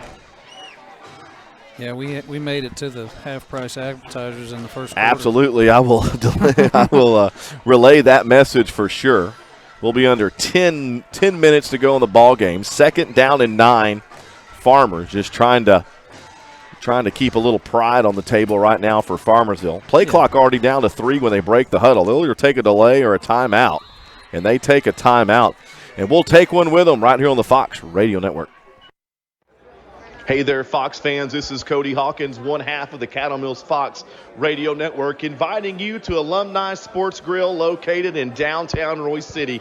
They've got everything you need for any sports you need. TVs, wall-to-wall, Mavericks, Rangers, Stars, and Cowboys. And don't forget, folks, it's college football on Saturdays and the big event, the NFL Sunday Ticket, wall-to-wall football on Saturdays. We're back here. Looks like they will not be a charged timeout, as I think the referees were just trying to reset the game clock, and there was a little bit of confusion. So we cut that commercial free here. We are moving again. Charez back in shotgun. Fakes it to Tidwell. Slings it out here again, and, man, missed a tackle there, but Saldivar chopped him down. That's number 2, Lair, and you're right, Justin. The left-right edge stuff has been pretty much non-existent all night long for Farmersville. Yeah, no, they keep going back to it. And in this drive, they had a couple decent little gains off of it, but when you run it 30 times and 2 of them work, it's probably best to shift out of that and try to find another play. So it is 3rd down and 7 now for the Farmers. They're at the Fox 22. Charez in shotgun. Takes the direct snap, finds a little seam, plants again, makes one guy miss, makes another guy miss. He's finally slung down, has another Farmersville first down. Being told that we may have some players of the game to interview after the game here, so during the post-game show, we will see if that transpires. The technology we've grown since week 1. So first down and 10 now for the Farmers. Charez back in shotgun. Tidwell, big running back. He's going to get the ball, rolls forward. Going to be stopped, short minimal gain. Kind of surprised they didn't try to pound Tidwell more up the middle tonight. That's kind of been – we've seen him more once the game got out of hand. Well, and there was a pretty big hole for him to run through over there, but it collapsed pretty quickly. I really expected them to throw the ball a little bit more, work out their – it looks like their middle and deep passing game needs some work, so I would have expected them to use this to try and do that. But Charez back in shotgun, slings it, has a man open, touchdown Farmersville. Number 2, that was Lair with the reception and touchdown for Farmersville, now 63-13. I guess I need to quit giving them ideas. There you go. And we bugged in here? So 7:45 to go. Clock's running. Ed Locker Stadium. I hope everybody has a safe trip home. Kind of thinning out a little bit, this 50% capacity crowd. Waiting the snap for the extra point. Kick is up. Kick is good. So it's 63-14 now. Caddo Mills lead. We're going to take a timeout right here on the Fox Radio Network. Hey there, Fox fans. This is Cody Hawkins, one half of the Caddo Mills Fox Radio Network, inviting you to Alumni Sports Grill located in downtown Royce City. They've got everything you need for any sports you need. TVs, wall-to-wall, Mavericks, Rangers, Stars, and Cowboys. And don't forget, folks, it's college football on Saturdays and the big event, the NFL Sunday Ticket, wall-to-wall football on Sundays. Any team you root for, they've got the TV for you. Don't forget daily specials, including Wing Wednesday and Taco Tuesday. And if you do see the owner, Tim, tell him you heard about it right here on the Caddo Mills Fox Radio Network. And we're back here on the Fox Radio Network. 63-14 now. Caddo Mills leads with a 6:29 to go. Continuous clock running here at Ed Locker Stadium. Reminder, next week's game, Thursday night game, as your Foxes travel over to Nevada to take on the Community Braves. Kickoff game time 7:30, pregame 7 o'clock. Don't forget, speaking of alumni, Coach Cody Crane Show live this Wednesday night. We'll be at Alumni Grill in downtown Royce City over on Main Street. We'll get that rolling about 6:30. Connor Hansen will kick it. He's got a leg on him straight down the middle. It's going to be taken by the Foxes back almost the goal line. That's Cade Davis moving right, 30, 35, 40, 45, almost to the 50-yard line. He'll be knocked out of bounds. Great return there by Cade Davis. So 5:33 to go, fourth quarter. Caddo Mills leads 63-14. It'll be first down and 10. Foxes right at the 50-yard line. Man, oh, man, you don't have a lot of – man, 63 points. That is a lot of points. Yeah, it is. Especially when you stop scoring at the end of the third quarter. I don't know. I don't think we scored in the fourth. Yeah, one touchdown. So, yeah, that's a lot of points. So Thomason back in shotgun. Neal's going to get the handoff. 50, 45, 40, 35, 25, 20, 15, 10, 5. Touchdown, Savion Neal. Yeah. So Savion Neal breaks off a long one. And with 4:46 to go, we're into the 70s. It's good to see Savion just touch the football and do something. Absolutely. Like I said, we haven't 69-14. If Roop can make this kick, it'll be 70-14. Definitely got a little chill in the air here at Ed Locker for sure.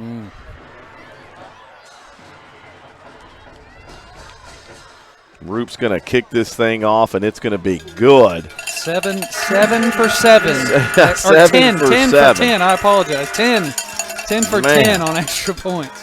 So clock's going to run here. We're going to take one more timeout tonight with 3:55 to go in the ball game. It's now 70-14. Foxes here on the Fox Radio Network. Hey there, Fox fans. Cody Hawkins, one half of the Caddo Mills Fox Radio Network. Here to remind you that it's that time of year again, folks. It's football season, which also means it's grilling season. And there is not another place around to get your fresh-cut sausage or hamburger patties or all the meats for your cowboy game or your tailgate party than Butcherman's Gourmet Sausage located in Burrow, Texas. the Mott family has the widest variety of fresh-cut steaks, hamburger patties, and fresh-made sausage anywhere around. Don't forget, folks, the jalapeno cheddar patties are out of this world. They're always fresh-made at Butcherman Sausage, located in Burrow, Texas. And if you go in there and you see the Mott family, tell them you heard about them right here on the Caddo Mills Fox Radio Network. We're back here at Ed Locker Stadium. Justin just pointed out, second time this year that the Farmers have given up 70. They also gave up 70 to Emory Reigns, first game of the season. Yeah, so, I mean, they've been – the other games they've played in have been, except for Quinlan, have been actually pretty competitive. They lost to Van Alstyne by 1 point, 42-41. Ferris by a touchdown. They won against Crum by 1 point. And that's a lot of distance between the best teams and the less teams, I guess, in high school football. So Roop's going to kick it off from his own 40. Straight down the middle. That's going to be number 12, Gray. Is going to take it about the 15-yard line. And just, man, that is just, oh, man, what a block there. Surprised we didn't get a penalty there, but he's finally taken down there. Looks like Bastillos made the tackle for Caddo Mills. 2 minutes to go. Being told we will be joined by two players after the game, Townley and Aldridge. We'll be Mark will have some post-game comments with them after the game, and, of course, we'll hear from Coach Crane after the ball game as well. We start winding down this game. We just ask that if you see a piece of trash, Minute 44 to go in the ball game. Caddo Mills leads 70-14. Charez back in shotgun with Long with number 21, Tidwell.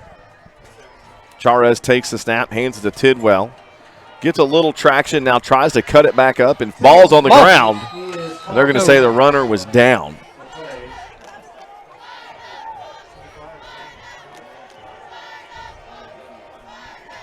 Looks like we're going to have to get the post-game stats in here before the game's not even over.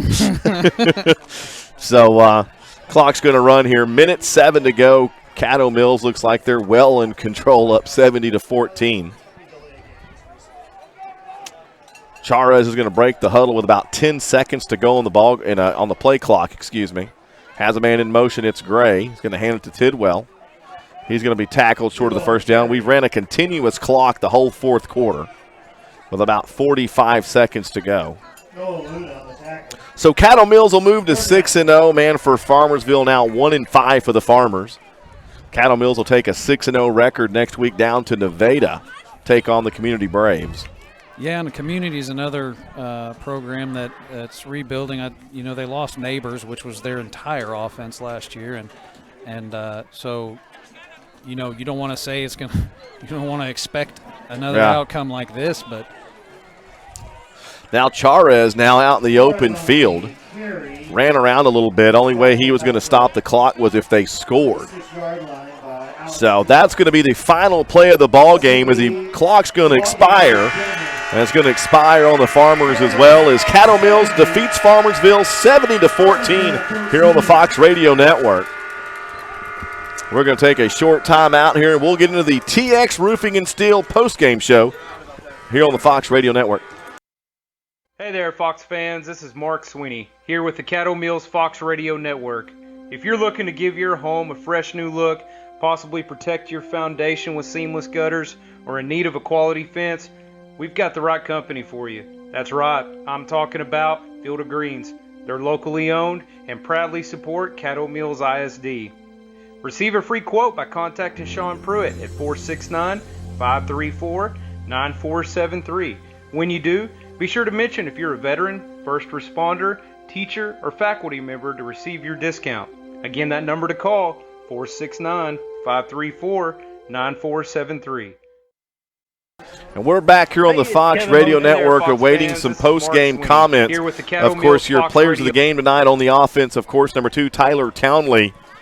And over on the defensive side, number 8, Angus Aldridge, your defensive player of the night for Caddo Mills. And we're going to wait to get some comments from those players. And, of course, Coach Crane, always so gracious with his time, is going to give us a few comments as we're turning the page to the community. Yeah, and that's going to be another. It's going to be another game where we need to show up and show everyone that this is what team we are. And I don't know that it'll be, it should be a more competitive game than this. Obviously, you expect every game to be. Caddo Mills tonight, 439 yards of total offense. Man, that is just Caddo Mills ran 38 plays compared to Farmersville's 49. Yeah, and that's a product of a quick strike offense. And Townley 166 yards passing. It seems like it was more of that. Did a lot with his legs, though. Had 187 yards on the ground for Townley. Thomason came in, had a great drive, 38-yard drive for Jason Thomason. Over on the other side, Chavez, 93 yards in the air. In the rushing here, man, it's all over the place. Leading rusher tonight was number 2, Brandon Lair, with 50 yards for Farmersville. So even the stat sheet, man, is just so lopsided. Oh yeah, it's just unbelievable. In a game like this, you don't generally see huge numbers on the stat board because you start playing. I mean, your quarterback didn't play the whole game. Your running backs didn't play the whole game. You got subs coming in, for most of the second half, and obviously the team stats are going to be lofty when you score 10 touchdowns. But absolutely. Want to thank all our sponsors tonight: Donaghy Ford and GMC in Greenville, Alumni Sports Grill, Wrap Garage, Ken Parker Services, Butcherman's Gourmet Sausage, 1885 Barbershop, TX Roofing and Steel, and Field of Greens for their sponsorship tonight. Reminder, we are going to have some post-game comments from Tyler Townley, Angus Aldridge, and, of course, Coach Crane here. It looks like we're having a little talk here in the huddle. When he breaks that huddle, we'll switch it down to Mark, and we'll get those comments here pretty quick as they're still having a little post-game team meeting. You know what? We were surprised that Townley played till mid-third quarter. I kind of thought maybe we'd see Thomason a little earlier. No, I figured coming out of that in the second half they would try to run that first team, see what you can get as far as different plays worked in and different sections of your playbook that you may not spend a lot of time on. And generally you don't stick them in for the whole game, obviously. Absolutely. You don't want to risk getting them hurt or anything like that, and especially when the game's well in hand. And you still want to get some work. You want to get some reps. You want to start off the second half like that, and then you move to them, and that's what they did. And okay, it was nice to see Thomason get the work in and really put together a good drive. Yeah, I think tonight it was good seeing Savion on the defensive side of the ball. He's a really good corner guy, really can cover. You at 100%, you're probably putting him on your fastest guy in the perfect world. Yeah, so and it's good to see him back out on the field. Period. Absolutely. So great to see him out there. Of course, that's a player that kind of shocked us all when they plugged him in against Gainesville, they plugged him in against Sunnyvale because we hadn't seen him since Gainesville. Mm-hmm. And Townley now and Aldridge moving towards Mark here. Looks like we're going to get the players done first, and I'm going to wait for the signal here and see what happens as we're trying to go live here. Let's see if we can't fade him in real quick, guys, and see what happens.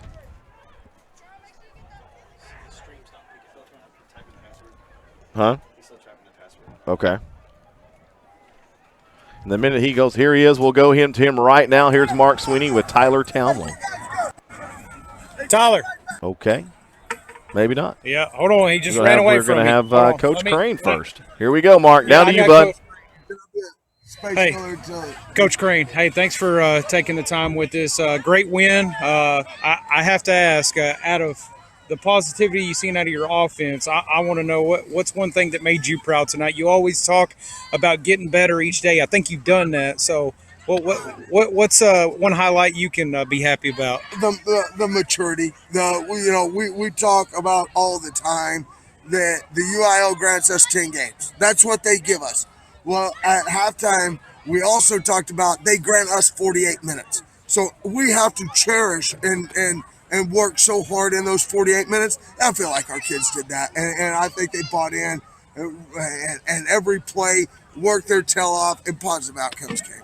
Coach, you got to be happy with your coaching staff. I know that you're going to be putting a lot of pressure not only on your kids but yourself because you've got games on Thursday and then a Wednesday. I know you don't talk about all the tangibles, and you take it one day at a time. But how will you prepare now going into the rest of the season? That's kind of what we talked about. Is we're fixing to go play some football teams that can turn around and beat our tail, and so we got to continue to get better. We got to be focused, and